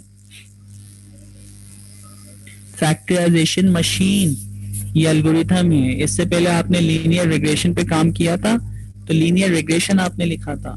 तो हमारे पास फैक्टराइजेशन मशीन है, वो मशीन कौन से रीजन में चलेगी वो हमने बताया। तो एक कंटेनर से जाके एक इमेज उठा लेगा जो प्री बिल्ड एल्गोरिथम में, और आप किस रीजन में उसका इंस्टेंस बनाना चाह रहे हैं। उसके बाद FM का मतलब क्या है, factorization machine. SageMaker estimator dot estimator सबसे पहले आपने कंटेनर बताया, तो प्री बिल्ड एल्गोरिथम जो है उस पर्टिकुलर रीजन के अंदर उठा के उसकी इमेज के अंदर वो सारा का सारा कोड चल गया, ठीक है। उसके बाद जो आपके पास रोल एग्जीक्यूशंस हैं, यानी जो आपके पास पावर्स हैं, वो आपने बताई। एक इंस्टेंस बनेगा ट्रेनिंग के लिए, इसके बाद आपने वो जो इंस्टेंस बनाया MLC5X लार्ज, तो भाई इसके पैसे देख लीजिएगा, थोड़े ज्यादा लगेंगे। आउटपुट आपका ये सारा काम मॉडल ट्रेन होने के बाद ये डेटा कहाँ पे सेव होगा, यानी आर्टिफैक्ट्स फाइल वगैरह, मॉडल की फाइल वगैरह, तो वो सारी आपकी आउटपुट का जो फोल्डर है, आउटपुट प्रीफिक्स, उसमें जाके सेव होगा। अच्छा, अब आपने देखिए सबसे पहले बता दी मशीन कौन सी होगी, कौन सा एल्गोरिथम उठाएंगे और कौन सा रीजन में बनाएंगे और उसके कितने इंस्टेंस होंगे। ऑटो स्केलिंग अगर आप ट्रू कर दें तो अगर आपको और डेटा चाहिए होगा, डिस्ट्रीब्यूटेड डेटा चाहिए होगा, ट्रेनिंग में आप कर सकते हैं। Set hyper parameter, hyper parameter आपके एल्गोरिथम के हाइपर पैरामीटर है। ऊपर वाली जो कॉन्फ़िगरेशन थी वो सारी की सारी आपकी जनरल कॉन्फ़िगरेशन की। सेट हाइपर पैरामीटर, तो ये एल्गोरिथम के हाइपर पैरामीटर सेट हो रहे। नंबर ऑफ फीचर्स ऊपर डिफाइन किए। प्रेडिक्शन टाइप, रेग्रेसर से हम यानी उसको प्रेडिक्ट करवा रहे कि भाई कौन सा यूजर कौन सी मूवी को कितना लाइक कर सकता है, जिसकी प्रोबेबिलिटी सबसे ज्यादा उसको टॉप पे रखो, फिर सेकंड वाले को सेकंड पे रखो, थर्ड वाले को थर्ड पे रखो। नंबर ऑफ फैक्टर्स 44 64 फैक्टर्स देख रहा है, 10 इपॉक चलने। तो ये अभी हम देखेंगे नंबर ऑफ फैक्टर्स क्या इसमें इम्पैक्ट करते हैं, इसकी डॉक्यूमेंटेशन में आप जाके भी देख सकते हैं। तो नंबर ऑफ फैक्टर के बारे में देखिए नीचे बता रहा है क्या क्या चीजें बता रहा है। हाइपर पैरामीटर, फीचर डायमेंशंस हो गए, प्रेडिक्टर टाइप है and number of factor. The default setting for epoch is 1, आपकी यानी epoch का भी आपको पता है, which feel a little low so we use, अच्छा क्योंकि by default 1 होता है epoch, तो इन्होंने epoch को क्या कर दिया 10 कर दिया। पता है ना epoch जी, AI soldiers epoch का पता है ना? Yes sir. अच्छा मैं देखो epoch की ना मैं सिंपल से एग्जांपल देता हूँ, आइट्रेशन है। अच्छा देखो किस तरह इसको ना जरा कंसीडर करें। मैं आपको कोई चीज एक दफा सिखाता हूँ, आप सीख जाते हैं, ठीक है। उसी चीज को मैं दोबारा सिखाऊंगा तो आप उसमें से बहुत सारी चीजें पहले से जानते हैं और जो उसमें से कुछ नई चीज आपको नजर आएंगी वो निकालेंगे। तो इसको ना आप सिंपल ना रिप्रेजेंट कर लें, आप लाइक गन्ने का जूस पीते हैं, ठीक है। तो आपके गन्ने वाला जो होता है वो मशीन में से गन्नों को एक दफा निकालता है, वो फर्स्ट इपॉक, उसमें जितनी इंफॉर्मेशन थी वो आपने निकाल ली, आपके पास वो डेटा वही दोबारा वापसी आ गया। अब उसमें और इंफॉर्मेशन है तो मैं दोबारा उसको जब गन्ने की मशीन से निकालता हूँ, जो बची हुई इंफॉर्मेशन होती है वो भी दोबारा आप निकाल लेते हैं। तीसरी दफा निकालता हूँ, फिर जो बची हुई इंफॉर्मेशन होती है वो भी निकल जाती है। तो इपॉक समझ आ रहा है कि रियल वर्ल्ड में इपॉक किस तरह काम कर रहा है जी दोस्तों? यस सर, ठीक है चलें, गुड है। अच्छा नेक्स्ट चलते हैं भाई 11 पॉइंट्स की तरफ। शुगर कैन वाली एग्जांपल आपने दी थी, किसकी? शुगर कैन, जैसे वो हम शुगर कैन नहीं यानी कि गन्ने का जूस निकालते हैं और मशीन में बार बार जो वो शुगर कैन लेते हैं तो वो जितना उसमें रस होता है वो भी निकल आता है और बाद में वो गन्ना भी निकल आता है। बिल्कुल बिल्कुल सेम ये ईपॉक्स बिल्कुल। अच्छा जी, फिर उसके सॉरी उसके बाद अगर हम देखें, अब हम ट्रेनिंग को लॉन्च करना चाह रहे हैं। ऊपर जो मैंने कॉन्फ़िगरेशन बताई है वो अभी तक स्टार्ट नहीं हुई। आपको पता है जैसे ही आप फिट लगाएंगे अब वो स्टार्ट हो जाएगी। तो फिट में दो चीजें आपने बताई, ट्रेनिंग का डेटा कहाँ से उठाना है, टेस्टिंग का डेटा कहाँ से उठाना। तो फिट के अंदर आपने एक डिक्शनरी पास की, ट्रेनिंग का पार्ट, टेस्टिंग का पार्ट, कुछ नहीं, ठीक है। अब आपकी ट्रेनिंग यहाँ पे स्टार्ट हो। ट्रेनिंग होने के बाद जो भी उसकी यानी मैट्रिक्स है वो आपकी एक्यूरेसी है वो सारी आपको नीचे बता दे। नेक्स्ट चलते हैं 12 पॉइंट्स पे। 12 पॉइंट्स, आपका मॉडल ट्रेन हो गया, उसकी एक पर्टिकुलर एक्यूरेसी है। उसके बाद क्या करना होता है, सिंपल आपको बताया। उसके बाद आपको रियल टाइम उसको डिप्लॉय करना होता है, उसका एंड पॉइंट बनाना है। तो एंड पॉइंट आपने बना दिया, ठीक है। एंड पॉइंट, अच्छा ट्रेनिंग हो गई, वो मशीन बंद हो गई, अब आपका इंस्टेंस बनेगा, ये अप होगा। इसके MLT2 टाइप के आपने इंस्टेंस बनाया, एक इंस्टेंस बना रहे हैं ताकि एक से ज्यादा ना हो। ऑटो स्केल कर देंगे तो ऑटो स्केल से क्या फायदा होगा कि 500 मिलियंस ऑफ कस्टमर्स भी आ जाएंगे, तो मिलियंस ऑफ इंस्टेंस वो खुद ब खुद अप कर देगा आपके ट्रैफिक के हिसाब से, ठीक है। फिर नीचे आए आपके पास जेसन सीरियलाइजर और डीसीरियलाइजर, वो भी आपको पता है। तो आप जेसन फॉर्मेट में इसको डेटा देंगे, वही 4 चीजें कि ये यूजर ने ये चीज देखी, ये यूजर ने ये चीज देखी। और ये जो भी आपने कहा है कि आपको पता है, एक दफा फिर बता दे प्लीज। अच्छा मैं क्या पता है, दोबारा से रिपीट करें। आपने कहा है ना डीसीरियलाइजर, वो आप बता दें। डीसीरियलाइजर का तो आपको पता है ना, ठीक है। इंस्टेंस का हमें पता चला कि एंड पॉइंट हम अप क्यों करते हैं, ऑटो स्केल ट्रू कर देंगे, उससे क्या बेनिफिट्स होंगे, ठीक है। तो आपका एंड पॉइंट अप हो गया, एंड पॉइंट अप होने के बाद मुझे अब क्या करवानी है, प्रेडिक्शन करवानी है। तो प्रेडिक्शन के लिए मुझे डेटा देना पड़ेगा, ठीक है। तो डेटा को हम किस फॉर्म में देंगे, सीरियलाइजर और डीसीरियलाइजर। अब जेसन फॉर्मेट में हम कस्टमर से डेटा ले रहे हैं, ठीक है, एपीआई से हम डेटा ले रहे हैं। तो वो सीरियलाइजर और डीसीरियलाइजर, सीरियलाइजर और डीसीरियलाइजर का नहीं पता। अच्छा, इसको मैंने क्लास स्टार्ट होते भी बताया था। सीरियलाइजर क्या होता है, आपकी वेब है, जी नो इशू, मैं बता रहा हूँ। सीरियलाइजर से क्या होता है, आपने कहा एक इनपुट है 2,5,7,9, ठीक है, ये पर्टिकुलर कॉलम के, इसके अगेंस्ट मुझे बताएं कि क्या प्रेडिक्शन होगी, घर के क्या प्राइस होगी, ठीक है। तो आपने ये डेटा टेक्स्ट फॉर्मेट में कॉमा सेपरेटेड पास किया, जेसन फॉर्मेट में पास किया। एपीआई आपसे डेटा लेती है, डेटा लेने के बाद वेब के पूरे प्रोटोकॉल से लेके जाके आपके सर्वर पे जाके वो डेटा उसको देती है, नॉर्मलाइज करके, वेक्टराइज करके।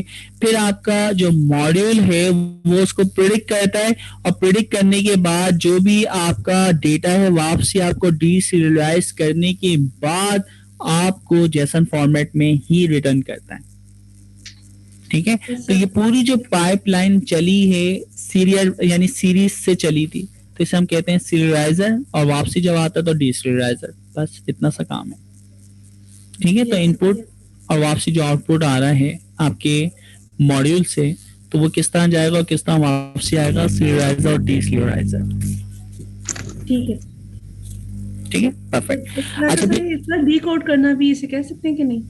हाँ, इनकोड डिकोड कह सकते हैं, इनकोड, ठीक है। जिस फॉर्म में आपको याद रहे उस फॉर्म में आप उसको अपने माइंड के अंदर मैप कर सकते हैं, तो बिल्कुल आप कह सकते हैं। 14 पॉइंट के अंदर क्या किया, कोई बताएगा? 14 पॉइंट को कोई बताए, एक्सप्लेन करे प्लीज।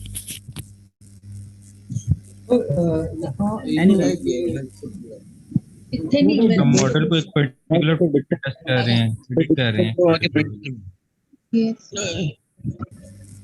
मॉड्यूल नहीं, अब ये जो आपका मॉड्यूल जो है, ठीक है, उससे हम प्रिडिक्ट करवाना चाह रहे हैं टेस्टिंग डेटा के 3 इनिशियल जो भी आपके टैग्स हैं या इनपुट है, उसको एरे में कन्वर्ट करके आपने पास किया और उसका रिजल्ट चेक कर रहे हैं। yes, तो जरा इसको चेक करें क्या है। तो प्रेडिक्शन बता रहे हैं जी सर जो ये रिजल्ट्स हैं प्रेडिक्शन के, ये actual value minus predicted value, मतलब ये इसको थोड़ा एक्सप्लेन कर देंगे आप प्रेडिक्शन को प्लीज? नहीं, देखिए ये पता क्या है, हमारे पास जो भी एक्स डैश है ना, ठीक है, किसका कितना स्कोर है कि ये पर्टिकुलर जो वीडियो है या पर्टिकुलर जो रेटिंग है वो कितनी दे सकता है, ठीक है, पर्टिकुलर मूवी को। तो आप देखिए प्रेडिक्शन बता रहा है कि आपने ये इनपुट दिया तो इसकी प्रेडिक्शन जो होती है रेटिंग हो सकती है 3.37। दूसरे वाला आपने वो स्कोर दिया तो दूसरे वाले की रेटिंग क्या हो सकती है, तीसरा वाला जो आपने दिया तो उसकी रेटिंग क्या हो सकती है। तो रेटिंग आपको प्रेडिक्ट करके बता रहा है। आप वेक्टर दे रहे हैं ना कि यूजर 1 है, यूजर 1 ने यूजर 5 की वो देखिए तो उसकी क्या रेटिंग हो सकती है, तो रेटिंग आप बता रहे, ठीक है। तो फिर आप जिसकी रेटिंग सबसे ज्यादा होगी वो हम उसको प्रेडिक्ट कर देंगे। सर रिव्यूज और रेटिंग को हम एक ही कह सकते हैं? हम बिल्कुल, अभी तो यही है ना, रिव्यूज वैसे हम टेक्स्ट टाइप करते हैं, यस सर, टेक्स्ट, और रेटिंग हम नंबर में दे रहे हैं जो फिक्स है, तो इधर हम रेटिंग को ही यूज करते हैं। स्टार भी तो देते हैं ना, रेटिंग 2 स्टार 5 स्टार और 3 स्टार। बिल्कुल, वो तो आप सिलेक्ट कर रहे हैं, लेकिन बैकएंड के ऊपर तो नंबर ही जा रहे हैं ना, बैकएंड पे नंबर जा रहे हैं, तो ये आपकी रेटिंग है। नेक्स्ट है,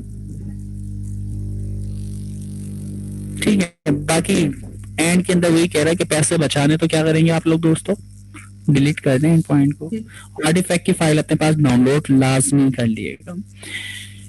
अच्छा, अब ये चीज हो गई। आखिरी जो ये प्रॉब्लम दिखा रहा है ना, प्रिंसिपल कंपोनेंट एनालिसिस, तो काफी लोगों ने ये टॉपिक ग्रेजुएशन में भी शायद पढ़ा होगा अगर आपने मशीन लर्निंग पढ़ी है, अदरवाइज मास्टर के जो सब्जेक्ट है वहां तो लाजमी पढ़ा होगा।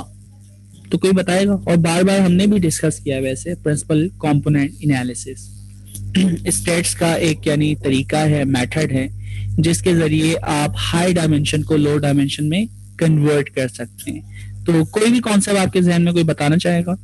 तो बेसिकली ये बहुत सारे फीचर्स में से कौन सा ऐसा मेन या प्रिंसिपल फीचर हो सकता है जिसकी वजह से ओवरऑल प्रेडिक्शन में अफेक्ट आ सकती है या रिजल्ट्स में अफेक्ट आ सकता है।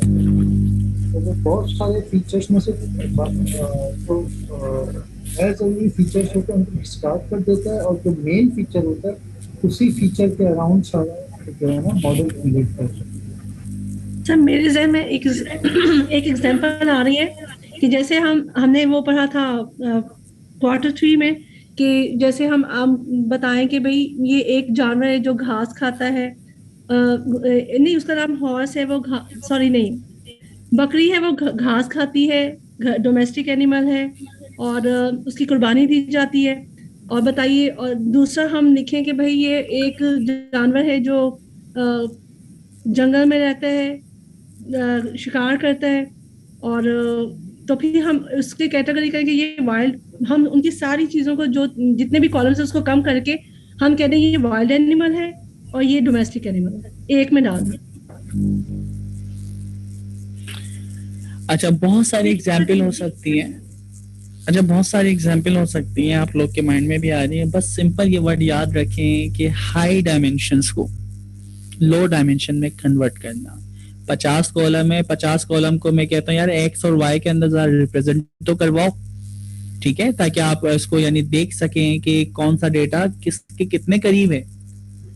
तो आप एक्स और वाई के अंदर कन्वर्ट करते हैं 10 कॉलम को, 20 कॉलम को, 50 कॉलम को, जब आप क्लस्टरिंग करते हैं तो वहां पे पीसीए कंपोनेंट एनालिसिस जो भी आपके पास इस्तेमाल होता है, प्रिंसिपल कंपोनेंट एनालिसिस यानी पीसीए हम किस तरह इस्तेमाल करते हैं, तो ये बहुत फायदेमंद चीज है। हाई डायमेंशन को लो डायमेंशन में कन्वर्ट कर देता है। स्पार्स मैट्रिक्स हो या इसके अलावा दूसरी आपकी हाई डायमेंशन मैट्रिक्स हैं तो उनको ये लो डायमेंशन में ले आएगा। तो वो कैसे लाएगा वो चीज, अब उसका तो पूरा एक एल्गोरिथम है, उसको हम मैनुअली सॉल्व भी कर सकते हैं, मैनुअली पढ़ भी सकते हैं।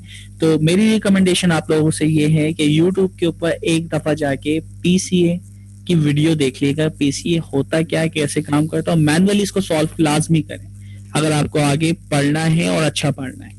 ठीक है, तो नेक्स्ट क्लास में ये आपका असाइनमेंट है कि मुझे आप प्रिंसिपल कंपोनेंट एनालिसिस जो भी आपने काम किया है उसकी एक पीडीएफ बना के दिखाएंगे या उसको प्रेजेंटेशन के तौर पे कि हमने ये काम कर लिया। ठीक है जी, तो पीसीए कंपोनेंट एनालिसिस आपको पता चल गया कि काम क्या करता है। सर किसी भी डाटा का पीसीए करते मैं डेटा पे पीसीए करने का नहीं कह रहा, मैं कह रहा हूँ कि पीसीए के बारे में आप बता देंगे। ठीक है, होमवर्क आपका ये, और किसी भी डेटा पे आप कर सकते हैं हाई डायमेंशन डेटा को लो डायमेंशन में लाने के लिए। ठीक है, जितनी डायमेंशन कम होगी उतना एल्गोरिथम फास्ट ट्रेन होगा, फास्ट काम करेगा। जितनी हाई डायमेंशन होगी उतना उसको ट्रेनिंग में टाइम लगेगा, और बहुत सारी वजूहात हैं। तो पीसीए हम इस्तेमाल करते हैं हाई डायमेंशन को लो डायमेंशन में कन्वर्ट करने के लिए। अब देखिए वही वाला काम हो रहा है। रिट्रीवर जो है आपको पता है कि यूरी सारी आपकी जितने भी प्री बिल्ड एल्गोरिथम है वो आपको रिट्रीवर से मिलते हैं।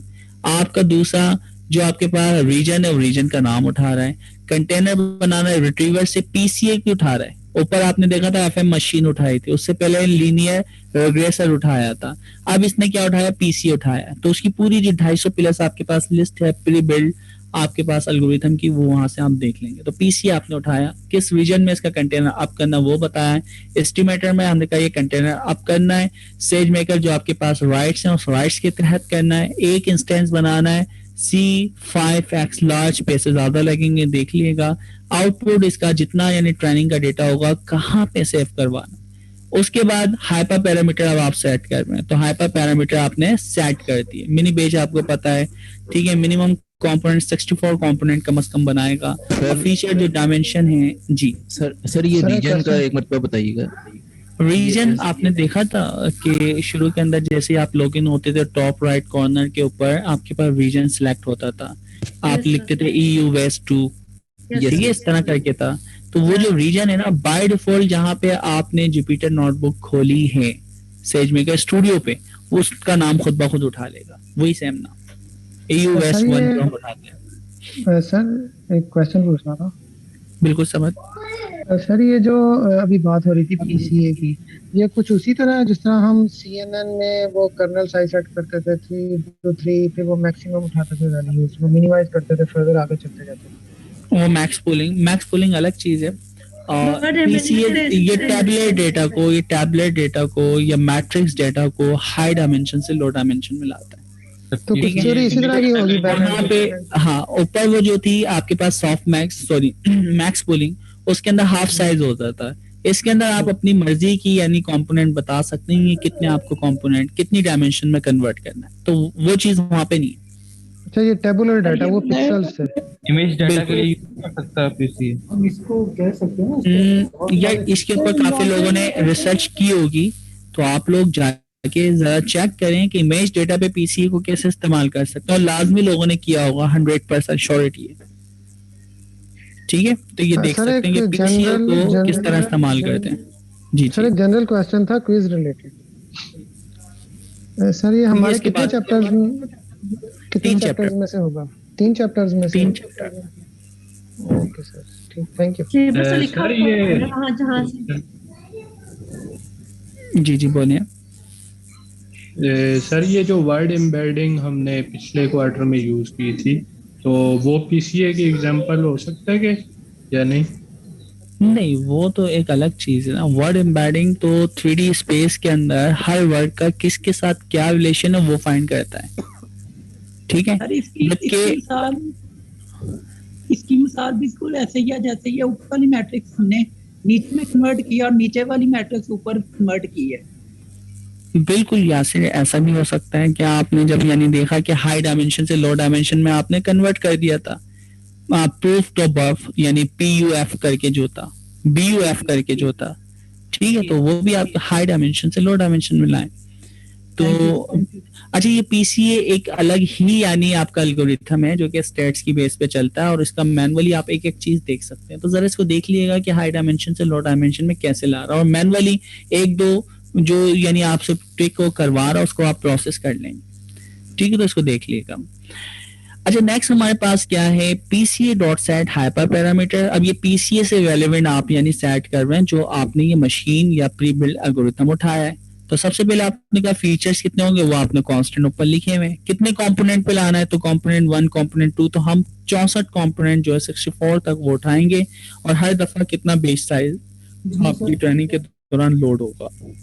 जी, कहना चाह रहा था कि अगर हम इसको क्लास को यहीं एंड कर दें, पीसी हम पहले देख लें, समझ लें, फिर हम यहाँ आगे इसको लेके चलें, क्योंकि ये 4 तो बज ही रहे हैं ना उस पर, और 4 बज जाएंगे और फिर ये वैसे भी इनकम्प्लीट रह जाएगा। तो नहीं रिजवान आई थिंक ये कंप्लीट हो जाएगा, इसमें कुछ है ही नहीं। 2-3 वही स्टेप है जो हम बार बार रिपीट कर रहे हैं। ठीक है, तो पीसीए का काम बता दिया, और इसको आपको मैं एडिशनली यानी कह रहा हूँ कि आप इसको लाजमी देखें। ठीक है, इसने तो जस्ट बता दिया कि पीसीए आपको अप्लाई करना, आप अप्लाई करते हैं, किसी भी हाई डायमेंशन डेटा पे आप अप्लाई कर सकते हैं। तो देखिए, इसने कुछ किया नहीं, वही डेटा इसने क्या कर दिया, फिट कर दिया। ठीक है, डिप्लॉय कर दिया, और उसके बाद सीरियलाइजर से डेटा गुजार के आपने क्या करवा दिया, प्रेडिक्ट करवा दिया। तो इसमें क्या मुश्किल है, ये पीसीए भी आपका हो गया। ऐसा ही है ना, देखें। Yes sir. और उसके बाद नीचे आए तो उसको हमें क्या करना है, डिलीट करना होगा। आ जाए नीचे, आ जाए। तो वही साइकिल है जो आप बार बार इस्तेमाल कर रहे हैं। इसने प्रेडिक्ट करवाया, प्रेडिक्ट करवाने के बाद सबसे नीचे आए आपके। अच्छा, पीसीए में क्या होता है, इनपुट डेटा आपका इनपुट डेटा ही रहता है। दोबारा रिपीट कर दूं, पीसीए में क्या हो रहा है दोस्तों, पीसीए में क्या होता है, आपका इनपुट डेटा ही रहता है। ठीक है, उसकी सिर्फ डायमेंशन कम होती है, फिर आप उसको उठा के आगे ट्रेनिंग के अंदर दे दें जिस एल्गोरिथम में दे रहे हैं। और आगे चलें, अब ये फाइनली आपने उसको क्या करना है, देख रहे हैं आपके पास कितनी डायमेंशन थी, उसकी डायमेंशन इसने कम कर दी। तो इस तरह ये डायमेंशन वगैरह कम कर देता है। और ये क्या है, नहीं, ये अलग एल्गोरिथम पे आ गए, ये अलग एल्गोरिथम है, ये अलग एल्गोरिथम है। अच्छा, तो ये भी सिफाफ 10 आपके पास डेटा सेट है, और ये भी आपकी क्लासिफिकेशन का ही डेटा है, और इसका भी यही सेम प्रोसेस होगा। ये नेक्स्ट क्लास में पढ़ लेंगे, ये तो नया आ गया। बिल्कुल बिल्कुल। इसको भी अगर एक नजर हम देख लें, नेक्स्ट क्लास में हम देख लेंगे, इसमें कुछ भी नहीं, वही डेटा है, लोड करना है S3 बकेट पे, वहां पे अपलोड करना है टेस्ट एंड ट्रेन के अंदर, फाइनली आपका यानी जो मॉडल है वो कॉन्फ़िगरेशन करनी है। तो जस्ट इसको एक नजर हम देख लें और उसके बाद इसको नेक्स्ट क्लास में भी हम गो थ्रू कर लेंगे। तो फिर जरा मुझे दिखा सकते हैं इसके बाद क्या हो रहा है? ये अनोमलीज के बारे में थोड़ा बताइए। ओके, एनॉमली डिटेक्शन, जो भी चीज शादिर और नादिर परफॉर्म होती है बहुत कम होती है आपके डेटा में, ठीक है। इसकी एग्जांपल, हमने एक बैंकिंग की एप्लीकेशन बनाई है कि हर बंदा अपने अकाउंट से लॉगिन होके अपने पैसे ट्रांसफर कर सकता है दूसरे के अकाउंट में। ये नॉर्मल है, ठीक है, नॉर्मल बिहेवियर है तमाम यूजर्स जो मेरी एप्लीकेशन पे आएंगे। अच्छा, एक यूजर आया, सर आपकी वॉइस में डिस्टॉर्शन हो रही है काफी। अच्छा, अब मुझे बताएं, अब भी डिस्टॉर्शन है? नो सर, समझ आ रही है। ओके, आपने पहले भी बताया होगा। अच्छा, अब एनॉमली में क्या है कि दूसरा बंदा आता है आपके अकाउंट से लॉगिन होके आपका जितना बैलेंस है अपने अकाउंट में ट्रांसफर कर लेता है। तो मुझे बताएं कि ये जो बिहेवियर था क्या ये नॉर्मल है? No sir. ठीक है, तो ये आपका एबनॉर्मल बिहेवियर है, ये ऐसा पैटर्न है जो हट के हमने तो सोचा ही नहीं था, वो परफॉर्म हो गया, जिसे हम कहते हैं फ्रॉड हो गया। उसके ऊपर तो हमें बहुत सख्त एक्शन लेने होंगे। तो इस तरह की कोई भी चीज किसी भी यानी आपकी यानी एप्लीकेशन के प्रोसेस में होती है, उसे हम कहते हैं इनॉमली। फ्रॉड हो रहा है, किसी के पैसे किसी ने गलत साइन कर दिया, किसी और ने साइन कर दिया, तो इस तरह की जो भी आपकी यानी चीजें एक्टिविटी हो रही है, सस्पिशियस एक्टिविटीज हो रही है, एबनॉर्मल बिहेवियर हो रहे हैं किसी भी पैटर्न्स के अंदर, उसे हम कहते हैं इनॉमली। और इनॉमली को फाइंड करने को हम क्या बोलेंगे? इनॉमली डिटेक्शन। अच्छा, इस्तेमाल होता है। जी जी जी जी जी बिल्कुल, कि कहाँ से, किस आईपी से, कहाँ से क्या पैटर्न होता है। देखो, जितने भी फ्रॉडस्टर होते हैं ना, उनका एक पैटर्न, एक सिंपल मैं बता रहा हूँ, वो क्या करते हैं, एक नई आपकी जो फिजिकल आईडी होती है ना, सिस्टम होता है, उससे लॉगिन होते हैं। तो जैसे आपकी फिजिकल आपकी एक आईडी हो, चेंज हो आपके मोबाइल की, तो एक इंडिकेटर आपका जनरेट हुआ कि यार ये फ्रॉड कर सकता है। फिर सबसे पहले दूसरी चीज क्या होती है, फौरन आप उसका मोबाइल नंबर चेंज कर देते हैं या ईमेल एड्रेस चेंज कर देते हैं। तो दूसरी एक्टिविटी आपकी यानी हार्ड ड्राइव, जो आपका हार्ड कोड है, जिसे हम क्या बोलते हैं, system machine address, MAC address, वो चेंज हुआ। फिर आपकी जो भी यानी सिर्फ कस्टमर इंफॉर्मेशन है वो चेंज हुई, और उसके बाद फिर आप अपने न्यू ओटीपी वगैरह ऐड, बेनिफिशियरी ऐड करते हो और उसके बाद पैसे ट्रांसफर कर देते हो। ये पैटर्न फाइंड हुआ या नहीं हुआ दोस्तों? जी,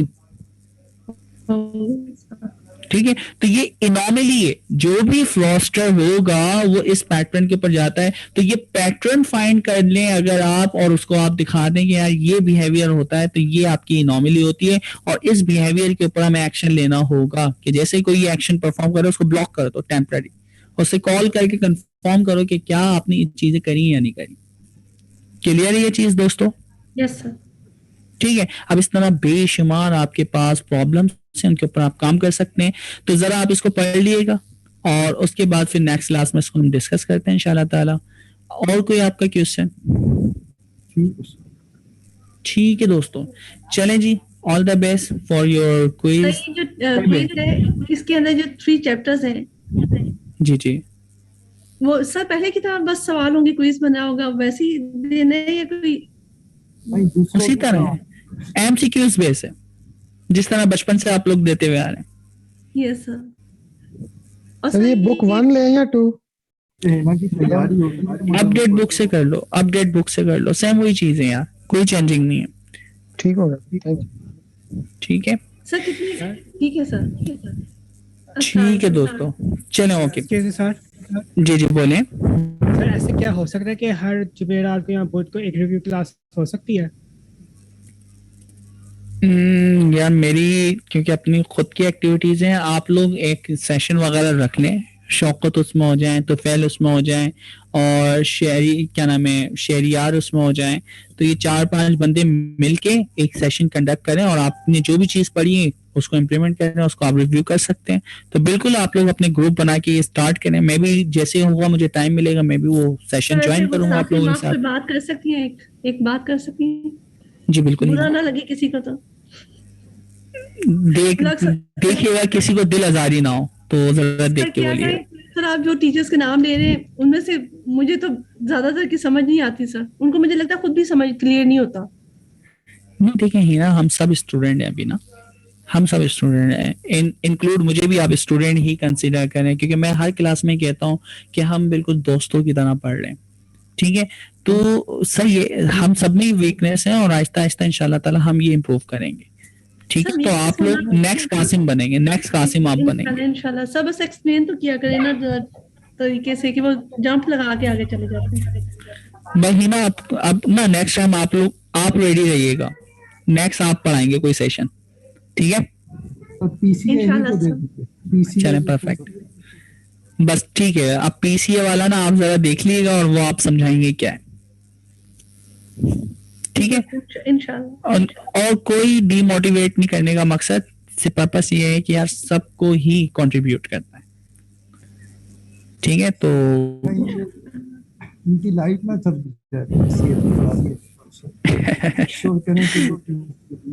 चले इंशाल्लाह ताला नेक्स्ट के अंदर हम लोग देख लेते हैं, दुआ में याद रखिएगा।